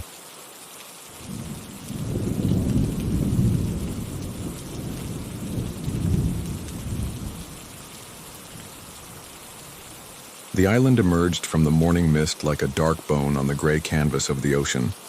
They called it Lost Island on modern nautical charts, but old maps and local legends gave it other names, names whispered with fear. The Devourer, the Green Silence, the Rock of Disappearances. We, the crew of the small research ship El Nautilus, had reached its forbidden shores with a mix of academic excitement and an inquietude that none wanted to admit. There were 4 of us. Lena, the biologist, brilliant and pragmatic, anxious to study the anomalous flora and fauna that supposedly inhabited the island. Ben, the technician, our man for everything, responsible for communications, navigation, and keeping our equipment running in a hostile environment. Maya, the anthropologist, an expert in folklore and lost cultures, fascinated by the legends surrounding the island and the remains of its mysterious failed colonization centuries ago. And me, Eris, the archaeologist, nominal leader of the expedition, drawn by descriptions of ruins that did not fit any known chronology, stone structures that seemed too old, too strange to be there. Our journey had been long and arduous, financed with private funds from an eccentric patron fascinated by the inexplicable. Lost Island was far from any known route, in a sector of the Pacific Ocean that ships instinctively avoided. Historical records were scarce. A Spanish colonization attempt in the 17th century that ended in disaster. A British scientific expedition in the 19th that disappeared without a trace. And then, silence. Only stories from local fishermen about boats that got too close and never returned, about strange lights and an unnatural stillness that surrounded the island. We disembarked in a small cove of black volcanic sand. The beach was flanked by steep cliffs covered in incredibly dense vegetation, a dark, almost black green. The air was heavy, humid, and had a strange smell, a mix of sea salt, unknown flowers that were too sweet, and something deeper, a smell of old earth, of mineral decomposition. The most striking thing was the silence. There were no birds. There was no usual sound of insects, only the constant murmur of the surf breaking on the black sand and the wind sighing through the immobile vegetation. It was an expectant silence, as if the entire island were holding its breath. We set up our base camp just above the high tide line, a collection of reinforced tents and a central tent for the scientific equipment. Ben deployed the satellite dish for communication and checked the navigation systems. Everything seemed to be working correctly, although the signal was weak and intermittent. Lena began taking samples of the nearby vegetation, her eyes shining with curiosity at the strange shapes of the leaves and the unusual textures of the barks. Maya consulted her maps and notes, trying to get her bearings and locate the possible site of the ruins. I stood for a moment on the beach, observing the tree line. I felt an inexplicable oppression, a sensation of being watched not by eyes but by the island itself. The first 2 days passed with a tense normality. We made short incursions inland, hacking our way with machetes through the dense undergrowth. The vegetation was strange. Plants we did not recognize, trees with trunks twisted like tense muscles. Flowers of vibrant colors but with unsettling, almost carnivorous shapes. Lena was fascinated, collecting samples non-stop. But even she admitted there was something unnatural about the island's exuberance, as if life here followed different rules. We found no trace of large animals, only some strange-looking insects and small glossy black lizards that watched us from the rocks without showing fear. We found the ruins on the third day. They were on an elevated plateau in the center of the island, hidden by the densest vegetation. They were unlike anything I had ever seen. They were not Spanish, nor Polynesian, nor from any known culture. They were structures of enormous black basalt blocks, fitted together without mortar with impossible precision. They formed strange angles, non-Euclidean geometries that seemed to defy perspective. There were curved walls that twisted back on themselves, arches that led nowhere, stairs that ascended to abruptly cut-off platforms. And in the center, there was a pit. A circular pit about 10 meters in diameter, lined with the same black blocks sinking into an unfathomable darkness. The feeling of oppression in the ruins was almost physical. The air was cold still. The silence was absolute. There was no wind up here. Maya was pale, muttering about ley lines and telluric energies. Ben checked his meters. He detected anomalous magnetic readings, strange fluctuations he could not explain. Lena observed that no vegetation grew within the perimeter of the ruins, as if the ground were poisoned. I approached the edge of the pit. I looked over. The darkness was total. I threw a small stone. I waited to hear the impact on the bottom or the splash of water. I heard nothing. The stone simply disappeared into the silence. I felt a sudden vertigo, an irrational pull towards that void, as if something in the depths was calling me. I jumped back, my heart pounding. We decided to return to camp before nightfall. The path back seemed longer, more confusing. The trails we had marked seemed to have shifted. We got lost several times, despite Ben's GPS, which showed our position erratically. We reached the beach just as the last light disappeared, exhausted and nervous. That night, the problems with the equipment began. The satellite radio stopped working. Ben spent hours trying to fix it, but it was useless. It was dead. There was no signal, not even static. We were isolated. The GPS also failed intermittently, showing impossible coordinates or simply shutting down. We were losing our connection to the outside world and our ability to navigate the island itself. And the nightmares began. We discovered it the next morning in the central tent as we tried to eat breakfast. The tension was palpable. With growing unease, we compared notes. We had all had strange and disturbing dreams. I told them I had dreamed I was standing at the edge of the pit, and a cold, damp hand grabbed my ankle from the darkness, pulling me down. Lena, pale, described dreaming that the plants she had collected came to life at night, their tendrils sliding over her sleeping bag, exploring her. Ben muttered that his dreams were about the electronic equipment, that it emitted a low hum that gave him horrible commands. And Maya confessed she dreamed the entire island was a sleeping body, that we were parasites on its skin, and that it was about to wake up. The atmosphere in the camp soured. The initial camaraderie gave way to tension and suspicion. We looked at each other warily. Small arguments broke out over trivial things. The isolation and the nightmares were starting to affect us. We decided to return to the ruins the next day, equipped with ropes and more powerful flashlights. We had to investigate the pit. It was the center of the mystery, and perhaps the source of the problems. The path was again confusing, disorienting. It took us longer than expected. When we arrived, we found something new. Around the edge of the pit, someone had placed a series of objects. They were small artifacts, crudely carved from bone or the same black basalt stone. They depicted twisted human figures with elongated limbs and faces contorted in grimaces of pain or ecstasy. They had not been there the day before, and they were arranged in a perfect circle, facing the inside of the pit. They were offerings or warnings. Maya examined them with trembling hands. She said the style was unlike anything known. She said she felt a dark energy emanating from them. Lena pointed out something else. At the base of each figure, there was a dark, sticky stain. It looked like dried blood. Despite the fear, we prepared the descent. Ben anchored the rope to one of the most solid basalt structures. He checked the harnesses. I would be the first to go down. I put on the helmet with the headlamp, adjusted the harness. I approached the edge of the pit. The silence was total. I looked at my companions. Their faces were pale, tense. I nodded. I began to descend. The darkness swallowed me instantly. I turned on the headlamp. The beam of light barely penetrated a few meters into the blackness. The walls of the pit were smooth, damp, covered in a kind of black, slippery moss. I went down slowly, meter by meter. The air became colder, heavier. It smelled of wet earth, of ancient stone. I had descended about 20 meters when my flashlight illuminated something on the wall. They were engravings, strange symbols, similar to those on the figurines above, but much larger, covering the entire surface of the basalt blocks. Spirals, impossible angles, shapes that looked like stylized eyes and mouths open in silent screams. I continued descending, fascinated and horrified. The engravings became more complex, denser, forming a maddening tapestry that descended with me into the darkness.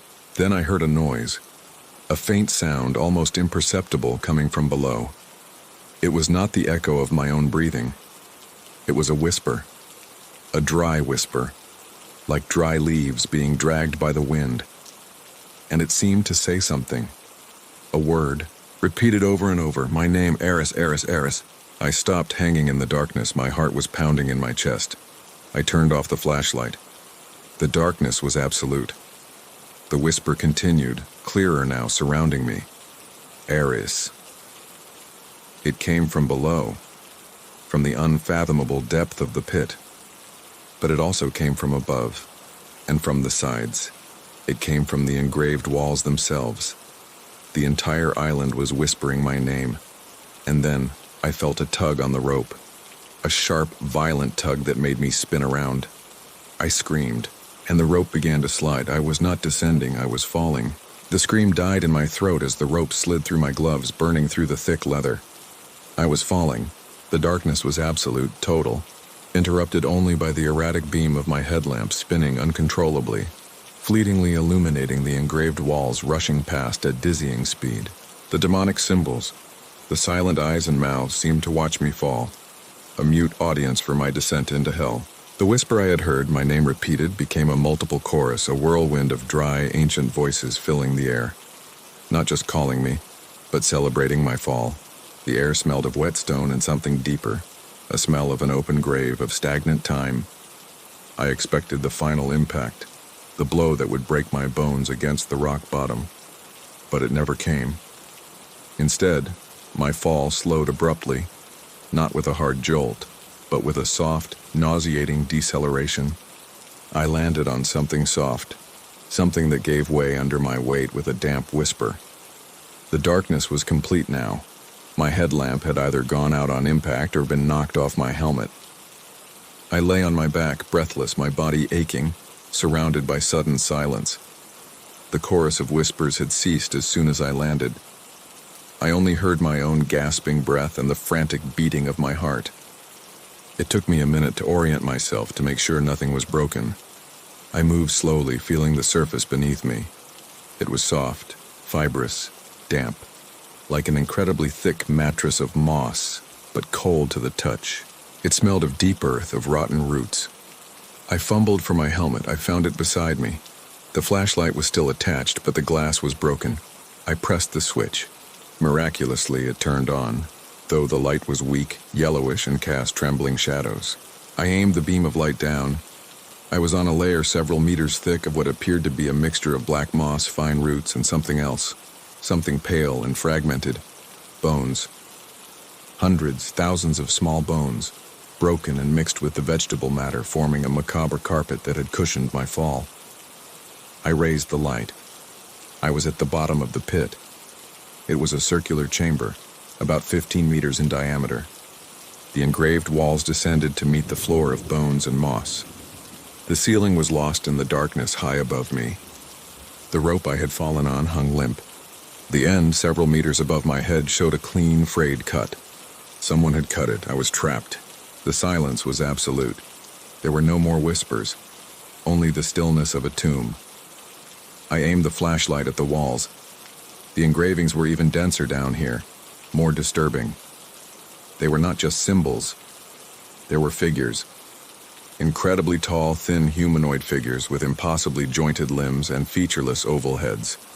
They were depicted in postures of suffering or worship, or both at the same time. And they seemed to be interacting with other shapes, geometric forms that radiated lines of dark energy. It was an alien visual language, a story told in black stone that my mind could barely begin to comprehend. And then I saw the structure in the center of the chamber. I had not noticed it at first, hidden in the gloom.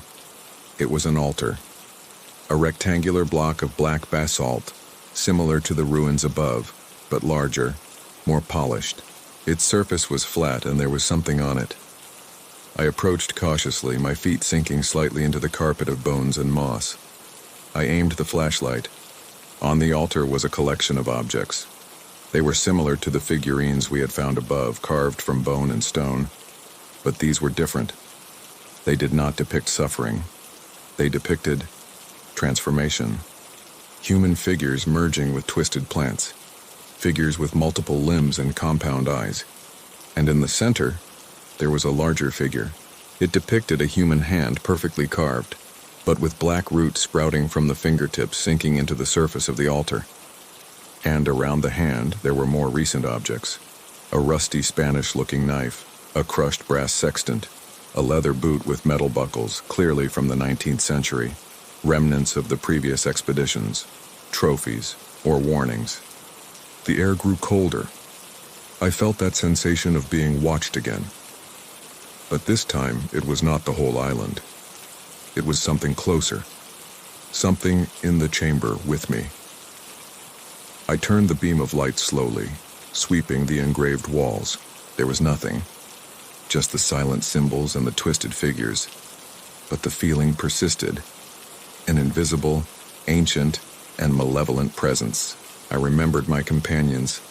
Lena, Ben, Maya. They would be above, at the edge of the pit. Had they seen the cut rope? I screamed their names. Lena, Ben, Maya. My voice sounded strangely weak in the silent chamber, absorbed by the walls and the organic floor. There was no answer. I screamed again with all my strength. Only the dead echo of my own voice answered me. The isolation hit me with physical force. I was alone at the bottom of a forgotten pit on a lost island, surrounded by the remains of those who had come before and had not escaped. Despair began to gnaw at the edges of my sanity. I had to find a way out. I could not just wait there. I began to walk the perimeter of the chamber, aiming the flashlight at the base of the walls. I was looking for a crack, a tunnel, anything other than the smooth engraved wall. The ground was uneven under my feet. I constantly tripped over larger bone fragments. After completing almost a full circle, I found something. It was not a tunnel. It was a low opening, almost at ground level, barely a meter high. It seemed to lead into a horizontal passage that went into the rock. It smelled of damp earth and stagnant air. It was my only option. I knelt. I aimed the flashlight inside. The passage was narrow, claustrophobic, and seemed to descend slightly. The walls were not engraved here. They were natural rock, wet and covered in slime. I hesitated. Going in there was madness. It could collapse. It might lead nowhere. It could be the lair of something. But staying in the altar chamber was a sure death sentence. I took a deep breath and crawled into the darkness. The passage was torturous. It twisted and descended. I had to crawl on hands and knees, sometimes almost on my stomach. The silence was total, except for my own breathing and the scrape of my clothes against the damp rock. My flashlight beam was weak, barely illuminating a few meters ahead. I began to lose track of time and direction. The air was becoming staler, harder to breathe. After what seemed like hours, the passage began to widen and ascend slightly. I was able to crouch, then stand. I reached a smaller, irregular natural chamber, and here, I found the source of the mineral decomposition smell I had noticed on the island. The floor was covered in a layer of fine, shiny, almost metallic dust, and on the walls pale, translucent crystals were growing, emitting a faint phosphorescent glow. They illuminated the cave with a ghostly light. I turned off my flashlight. The cave glowed faintly on its own. It was beautiful and terrifying at the same time. The crystals looked organic, pulsing with a slow, rhythmic light, and the air vibrated. It was the pulse. The same low-frequency pulse we had detected above. Here it was almost inaudible, but the vibration was intense, resonating in the rock in my bones, and it brought with it a feeling of nausea and disorientation. I realized there was no way out of this cave. It was a dead end. I had taken the wrong path, or perhaps the right path. Maybe this was the heart of the island, the place where its sick consciousness manifested physically. Then I saw something on the far wall. It was not crystals. It was a dark shape embedded in the rock. I approached. The phosphorescent light from the crystals illuminated it faintly. It was a body, a human body, desiccated, mummified, fused with the cave wall. It was in a twisted posture, its mouth open in a silent scream. It wore the remains of clothing I identified as 19th century, one of the members of the missing British expedition. And he was not alone.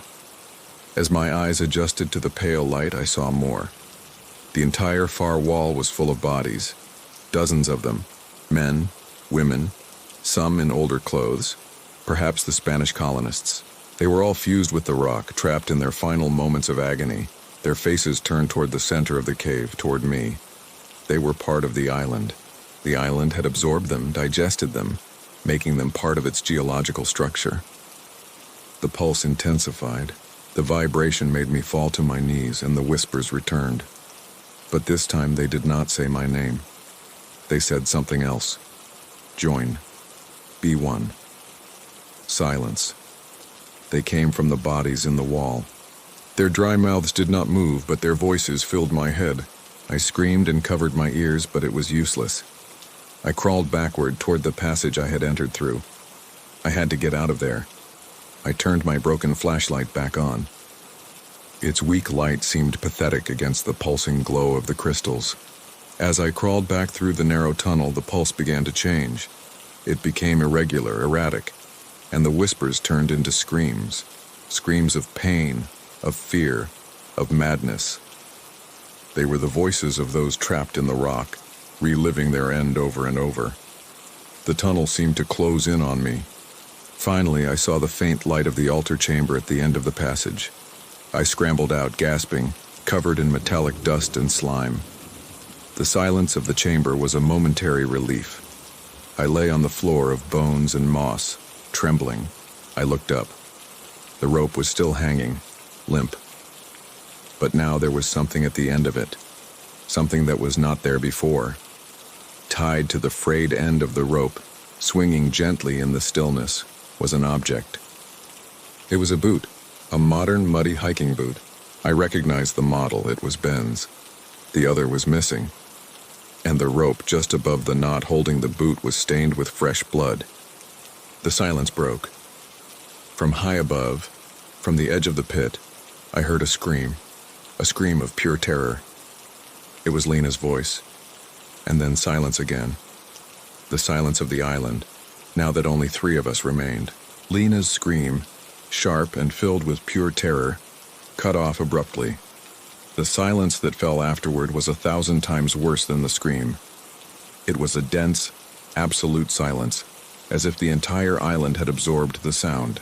I froze at the bottom of the pit, my weak flashlight illuminating Ben's bloody boot hanging above me, swinging gently. He was dead.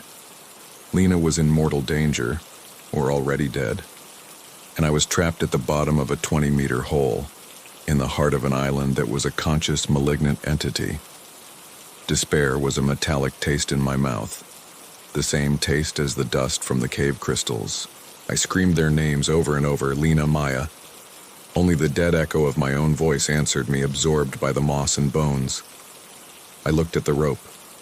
It was too high to reach, cut cleanly. I looked at the passage leading to the cave of mummified bodies. The vibrating pulse and the whispers of joy still emanated from that darkness. To go back there was a sentence of madness, a slow digestion. There had to be another way out. I swept the walls of the main chamber with the trembling beam of my flashlight. My mind clung to the symbols, the engravings. I was an archaeologist. The ruins were my language. And suddenly, I saw what I had not seen before. The engravings were not just decoration. They were a map. The twisted figures of beings with elongated limbs were not in postures of suffering. They were climbing. The impossible geometries were not random. They were handholds. The walls of the pit were not a prison. They were a ladder, a demonic ladder designed for hands and feet that were not entirely human, but it was a ladder. I had no other choice. I approached the wall, putting Ben's boot in my jacket pocket, a grim reminder of what awaited me above. The first handhold was 2 meters up. I had to use the altar as a platform to reach it. My fingers sank into a carved hollow, slippery with black moss. I began to climb. It was the most terrifying ascent of my life. Every grip was at a strange angle. I had to contort my body, support my weight in unnatural ways, mimicking the postures of the engraved figures. The stone was icy, damp. My headlamp with its broken glass flickered, threatening to leave me in total darkness at any moment. And as I climbed, the whispers returned. This time they did not come from the cave, but from the very walls I touched. They were the voices of the trapped, the absorbed. They were trying to get into my head. The island was playing with me, using psychological warfare to make me fall. I heard Ben's voice, clear as crystal, whispering in my ear. "She cut it, Eris. Maya cut the rope. I saw her eyes. The island has her." I shook my head, trying not to listen. It was a lie. It had to be. I kept climbing. The moss made my hands slip. One foot slipped. I was left hanging by one arm, my body slamming against the engraved wall. The impact almost extinguished the flashlight. I stabilized myself, gasping. Terror gave me a feverish strength. And then I heard Lena's voice crying. "It hurts, Eris. Why did you leave me? It is dark, and I am so cold." It was torture. The island was using my own guilt, my fear for them, as a weapon. "They are dead," whispered another voice, an ancient, dry voice. "All dead. Only you remain. Join." I closed my mind. I focused only on the next grip, the next notch in the stone. Meter by meter, I clawed my way to the surface. The climb seemed to last an eternity. Finally, I saw a pale light above. It was not the sun. It was the gray, oppressive light of the island's overcast sky. With a final effort, I pushed myself over the edge of the pit and fell onto the black basalt platform, trembling and covered in slime and blood, where my knees had hit the rock. I lay there for a moment, kissing the stone, breathing the cold air. The silence. The silence of the surface was as terrifying as the one in the pit. I stood up, looking around. The ruins were deserted. The small bone figurines still encircled the pit, their circle intact. But there was no trace of Lena or Maya. The climbing gear, the ropes, the backpacks, everything was gone, as if we had never been there. I screamed their names, Lena, Maya. The silence of the dead forest swallowed my words. No birds, no insects, only the wind and the black leaves. I had to get back to the camp. Maybe they had fled. Maybe they were there, injured. I ran. I ran down the path we had cut, but the island played with me again. The path was not the same. The vegetation seemed to have closed in. The twisted trunks had moved, blocking the way, forcing me to take detours. The disorientation was total. I felt like a rat in a labyrinth designed by a demented intelligence.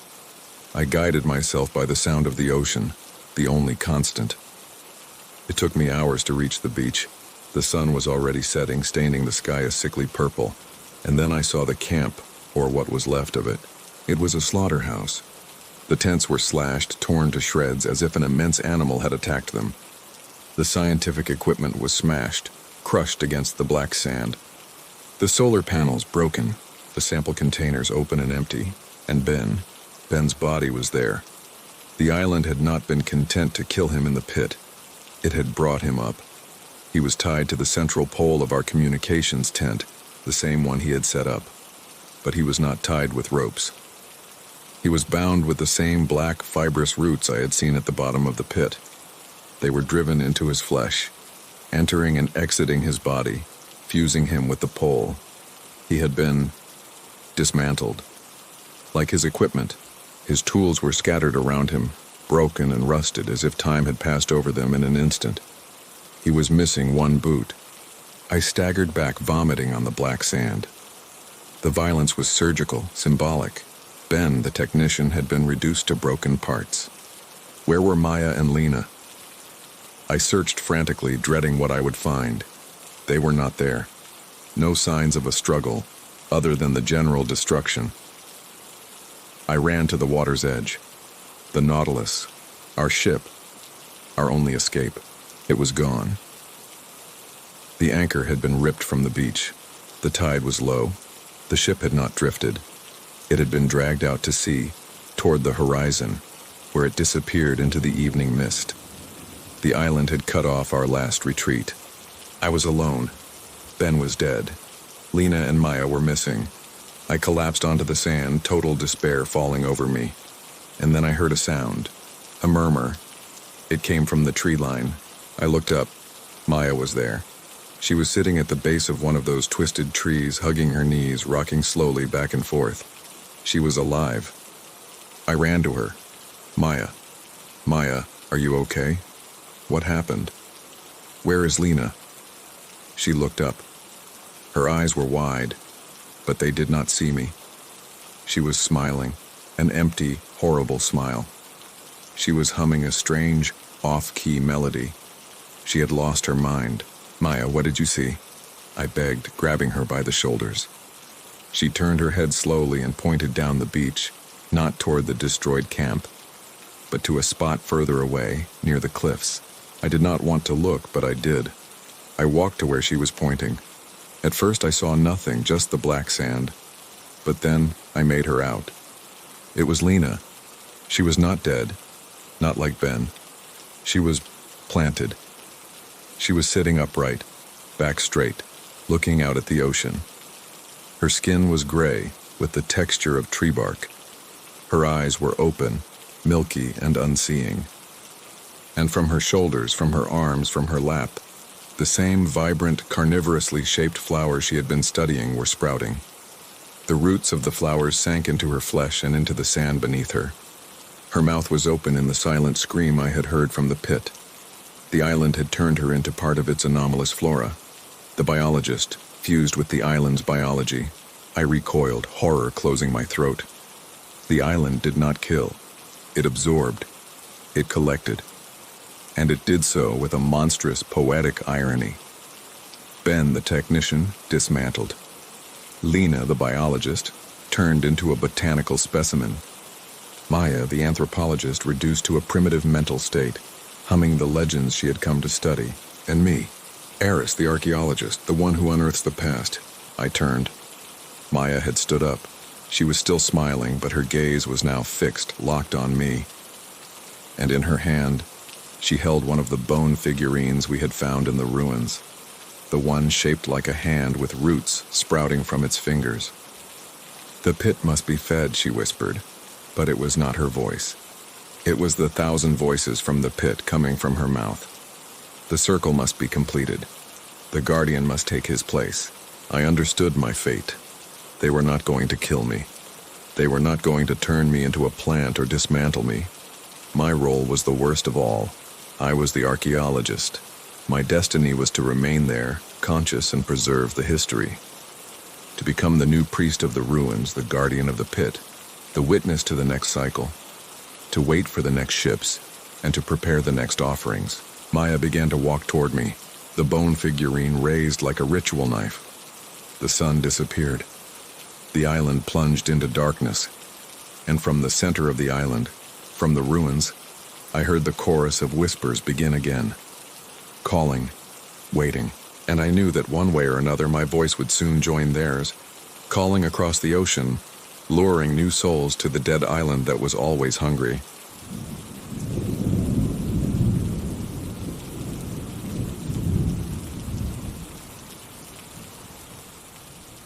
I didn't inherit much from my family, and what I did get were mostly pretenses. Stamped papers no one ever checks. Cardboard photographs where mouths are pressed shut so nothing escapes. I work from home, correcting texts others want to forget and organizing numbers that don't belong to me. I live well this way. A cheap table, a chair that doesn't creak too much, a window with a sliver of a treeless street. I don't collect objects that demand conversation. That's why when a notary called to tell me a distant relative had left me a bronze desk lamp with a green shade, I thought he was mistaken. I don't collect light. The notary's office smelled of aged paper and dry ink. On the desk, wrapped in a cloth, was the lamp. It was heavy, as if it had held many winters. The bronze base bore the marks of fingers that no longer exist, and the green shade was thick opaline glass with a beveled edge. The pull chain ended in a small, cold metal ball. "It works fine," the notary said. "It belonged to a scrivener. Died with no children." I signed where he pointed, wrapped it carefully, and took it home like someone carrying a sleeping animal they don't want to wake. I placed it to the left of my keyboard on top of a blank notebook. The cord was old cloth. I swapped the plug for a modern one. I pulled the chain. The bulb took a second longer than normal to light up. The light spilled out unhurriedly. It wasn't warm or cold, it was disciplined. It had an edge. It didn't light up the room, it lit a circle where the paper seemed like better paper and the pen accepted its role as a tool. It felt polite. After 10 minutes, I noticed something else. The street noise had dropped. The car that usually passes at that hour sounded distant. The conversation from the building's entryway became an elegant murmur, and the dripping of the bathroom cistern, which keeps me company on slow afternoons, was left outside the circle, as if the green shade raised a bell jar around me. It wasn't complete silence, but it felt like it. I felt a strange relaxation, like when a train enters a tunnel and you decide to listen to your own breathing. I worked with a concentration I didn't recognize in myself. The green light cleansed the paper. The ink was blacker. Typos revealed themselves as if they had raised their hands. When I finished, I pulled the chain to turn it off. The room returned to its common noise. I laughed to myself. I had bought an old-fashioned courtesy in the shape of a lamp. That night at 2:17 a.m. a void woke me. Not a noise. The absence of all noise. As if someone had placed the bell jar back but without the lamp on. I sat up carefully. The router light blinked at its usual pace. The refrigerator continued its complaint. The street was as always. Yet, over all of it, lay a cloth. A filter that made everything sound muffled. I didn't turn on any lights. I listened. A minimal, ageless voice said, "Now." It's not that I heard it with my ears, I received it in my forehead like sensing a change in temperature. I stayed still until the air opened up again. The next day I turned on the lamp with curiosity already in my pocket. The green bell jar imposed its radius of work. Half an hour in, a sentence slipped into the edge of my mind. "Don't open the bottom drawer until they've left."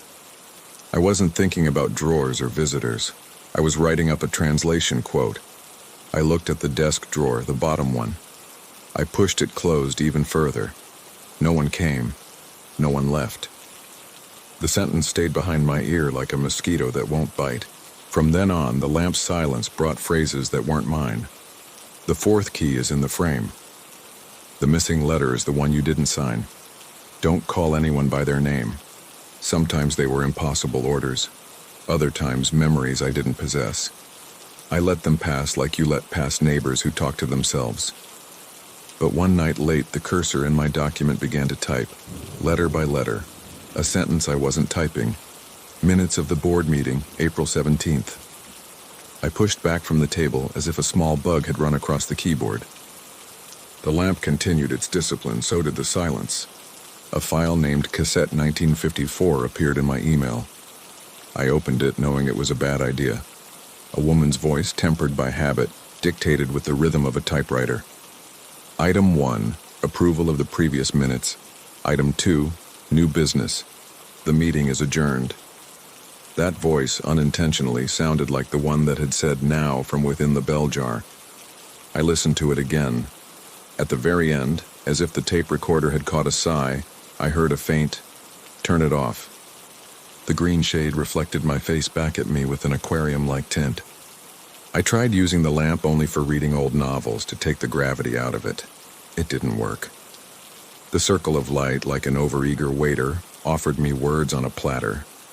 When I wrote a difficult email, the sentence I wanted would be completed before I had fully thought it through. When I hesitated between regrettably and I'm sorry to say the invisible autocomplete would propose, "It is better you know this from me." It was convenient. The convenience hurt less than the suspicion. The first object that moved was a paperclip. It slid an inch toward the screen as if it too wanted to get closer to the light. I moved it back. 2 minutes later, it advanced again. I put my notebook on top of it to remove the temptation. The notebook opened by itself to the middle gently, like a mouth that wants to say something but doesn't want to scare you. I put a rubber band around it. The next morning, the rubber band was on the table and the notebook was open to a blank page with a folded corner. There were no letters, but the page stared in a way that pages don't. I didn't turn on the lamp for 3 days. On the 4th night, while unplugged, it turned itself on. The shade filled with green with an obedience that no plastic possesses. The silence settled in like an overcoat. I yanked the cord, I pulled it from the wall. The lamp stayed on. I turned it off with the chain, and the glass, before going dark, seemed to empty itself of the light with a brief sigh. Some objects learn to not need what they say they need. I brought a friend over. He's the type who makes jokes when necessary and when not. I asked him to turn it on. He did it with polite disdain. He stared at the paper for a few seconds. "Weirdly quiet," he said. "Gives me a bit of a headache." He left 10 minutes later with a look on his face I didn't recognize. At the door he asked me, without being dramatic, not to leave it on when I slept. He's not one to exaggerate, and when he does, he isn't joking. I began to recognize the voices, not by timbre but by trade. One that dictated with the rhythm of keys. Another that clipped sentences like someone cutting wires. Another that listed figures with devotion. They weren't names. They were positions. Archives, treasury, switchboard, library. People who had spent afternoons on end under a similar light, feeling the same obedience. An object can learn the soul of a habit. I went to see the notary. I asked about the relative. "A scrivener his whole life," he said. "If something crossed his desk, it never got lost." I asked if he died working. "In an armchair," he said, "but the lamp stayed on for a good while." I didn't know if that information explained anything, or if it was just office courtesy to fill a silence. I returned with the feeling that I hadn't inherited the lamp, but a shift. It became demanding. It started turning off other lights in the house when it was on. The kitchen light wouldn't respond if the green was alive. The hallway light would flicker as if it felt displaced. I didn't like the idea of an object deciding which bulbs could work. I changed rooms often. The lamp, if I left it alone, would light its own circle like an animal claiming territory. The house accommodated its will with the speed a house learns to tolerate a leak. I decided to take it out. I took it to the storage locker in the basement and put it on a shelf between other people's boxes. I turned off the hallway light. I went upstairs. Not 10 minutes had passed when the apartment once again fell under the bell jar. I went down. The lamp was on inside the bag, the plastic glowing as if it had learned a new language. I turned it off with the chain. I was embarrassed to talk to it, but I said quietly, "Stop." I took it back home. Sometimes victory is accepting defeat in a place you know. I tried to sell it. My phone took 3 pictures. One was black, one was solid green, and the third made the lamp look like a relic from an old newspaper. with someone else's hands holding the chain. I deleted all three. I deleted the idea. The lamp returned without moving to the place it wanted, to the left of the keyboard on the notebook. I set rules for myself. Turn it on only in the afternoon, turn it off at the first yawn, write no one's names, obey no orders involving third parties, accept no suggestions that save me a page if I need that page. In return, I offered it a ritual. Read 2 paragraphs of a book aloud every day, clean the shade with a cloth, leave a glass in the center of the table so the light would have water. They are nonsense things that create order. There was peace when I obeyed it a little. When I didn't, the noises that don't belong to people would start. A drawer would open an inch. An envelope would slide to the edge. The pen would roll to the lamp's base as if asking for shade. If I said my own name out loud by accident because one talks to oneself, the chain would jingle without being touched. I learned not to name myself. Some things eat names. One day it started asking me for others' names. Write his name, it said with the tenderness of an efficient secretary. No, I said. His initials then. No. A sign. What for? The shade fogged up from the inside, as if the glass were sweating. The light dimmed a degree. It didn't insist. Objects have pride too. The bell shade showed fingers. Not mine. Longer, with a thin ring. They were shadows on the edge, as if someone I hadn't invited to be there was standing over my shoulder. They didn't move to my rhythm. If I raised my hand, they didn't. If I typed, they stayed still, as if waiting for me to make a mistake so they could correct it. I started putting my hand in my pocket when I thought, not out of modesty, but to avoid seeing that other hand that wasn't mine. The lamp learned to be useful in ways I couldn't always refuse. On a bank complaint, it offered me the exact phrasing so the clerk wouldn't be offended and I wouldn't lose the money. In an email to a friend, it suggested an apology that saved me a fight. On a form, it filled in fields for me that I would have forgotten myself. It gave me 3 days of efficiency. And then it billed me with a request. Now we write what I tell you. I read aloud without obeying. I said, not now. The light brightened, then dimmed, as if breathing. It said, at night. Not at night, I answered. It's better then. It's worse then. On the edge of the table, the glass trembled a millimeter. I centered it, turned it off.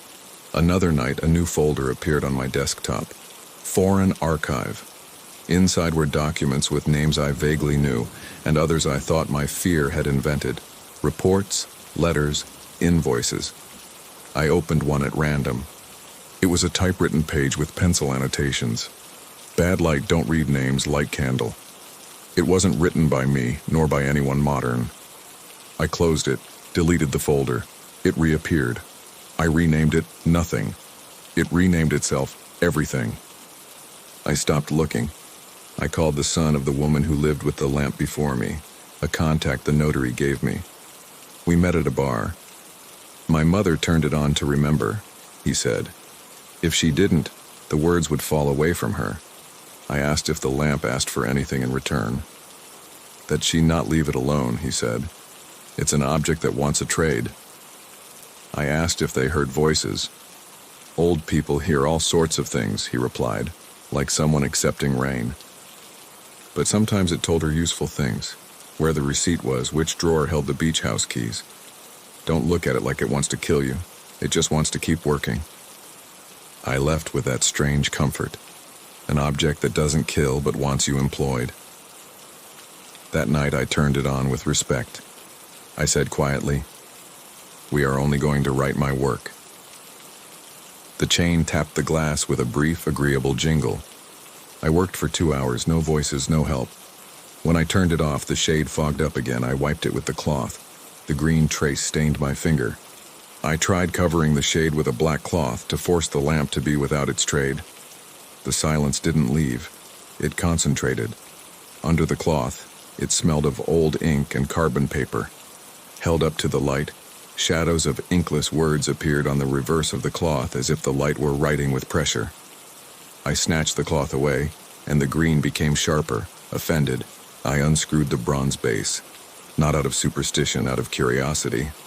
Underneath was a lighter circle, the mark of decades of heat and scraped initials, ARS, and a year, 1954. Stuck to the metal was a tiny dried piece of carbon paper, like a skin that couldn't be peeled away. When I turned the lamp on, the carbon exuded an inverted drawing on the table. 3 clumsy words, as if tattooed in reverse: "Do not turn off." I read them and denied them, quietly, with the ridiculous authority of someone deciding for an object that is too big for him. That week, the next-door neighbor called. He said he heard a typewriter at night. I don't own one. I laughed politely. The next morning, at dawn, a perfect typing rhythm came from the other side of the wall, complete with the carriage return, an office music I only know from old movies. I knocked on the wall with my knuckles. The typing paused exactly, and then continued at double the pace, as if it had received the order no one gave. There was a blackout in the building. The whole city, the news would later say. Everything dark except for the milky green of the glass, which wasn't electric light, but phosphorescence, the memory of light. The bell jar maintained its radius and put the noise on a diet until it was just bone. On the table, the dust drew the word minutes with the geometric perfection of a ruler. When I lifted the lamp to clean, the wood had a pale ring like an eclipse, the mark of having been a sun for years for someone I am not. To prove to myself that I wasn't delirious, I opened a decibel app on my phone. Inside the circle, the needle went below 0, an absurd silence no microphone should be able to measure. Outside the circle, the world returned to the 35 or 40 of a breathing house. The experiment gave me an uncomfortable certainty. The lamp wasn't just hushing, it was canceling. Where it made a space, something else came to occupy it. It began to correct my handwriting. I made a shopping list on paper far from the green light, and the A's came out with an old-fashioned hook. The R's with a typist's belly, the T's crossed very high. It wasn't my hand. It was my hand obeying a school I never attended. I got angry in a strange way, the way you get angry when a stranger fixes your shirt collar. I rewrote the list until the handwriting was crooked like always. Out of stubbornness, I tried writing nothing one night. I left the lamp on and sat still, hands in my pockets. After 2 minutes, the chain jingled on its own. At 3, the paperclip advanced.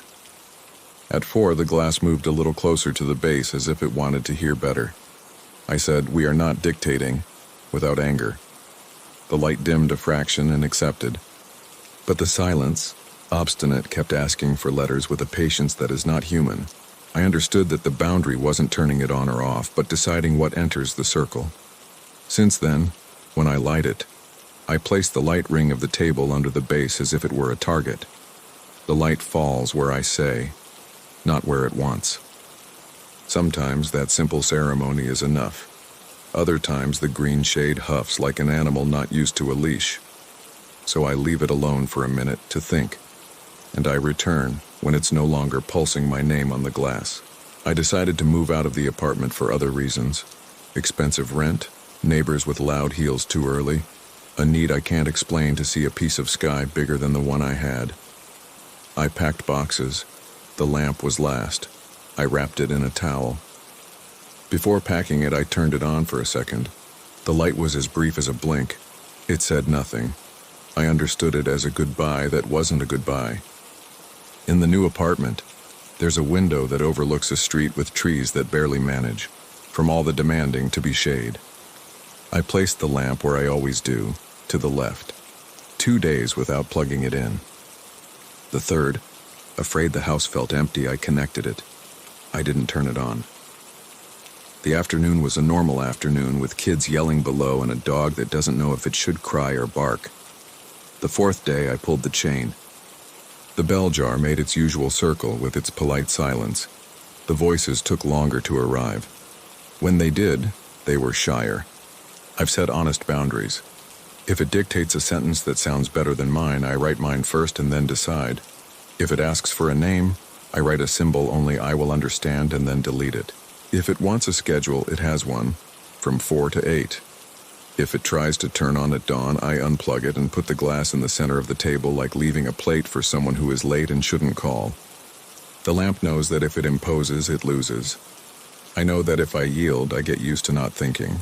There are nights when at 2:17 a.m., the house falls under the bell jar without me touching anything. It's a silence that no longer scares me.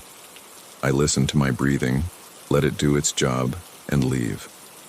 Sometimes in that silence, a good sentence arrives that belongs to no one. A sentence that isn't mine but is lent to me. I write it by hand in a notebook that doesn't enter the circle of light. The handwriting is ugly. That's why it's mine. I don't know if the object is cursed, I think it's used. And something that is used, if it has served many people, learns to ask for its place. A chair occupied for many hours invites you to sit even if you don't want to. A favorite mug calls to you from the sink, even if you aren't going to drink. The lamp asks for a trade, for someone to turn it on and set it to listen. Its curse, if it has one, is that the silence it brings is more comfortable than the noise that forces you to think. Sometimes obedience weighs less than freedom. Last night I wrote in the notebook, "Do not speak in the name of those who do not ask you to." I wrote it without the lamp. Then I turned it on to see if it would add anything. It added nothing. I took it as a sign of respect. I cleaned the shade with a cloth. I left the glass where I always do. I turned off the ceiling light. I left the green bell jar on for a minute. I pulled the chain. In the brief second it took for the light to disappear, a voice, I don't know whose, said, "Enough." I agreed. I have learned that not all lights want you to see. Some want you to know. I choose every afternoon how much knowing I let in. With that, it is enough to remain the one who writes, and not the one who dictates.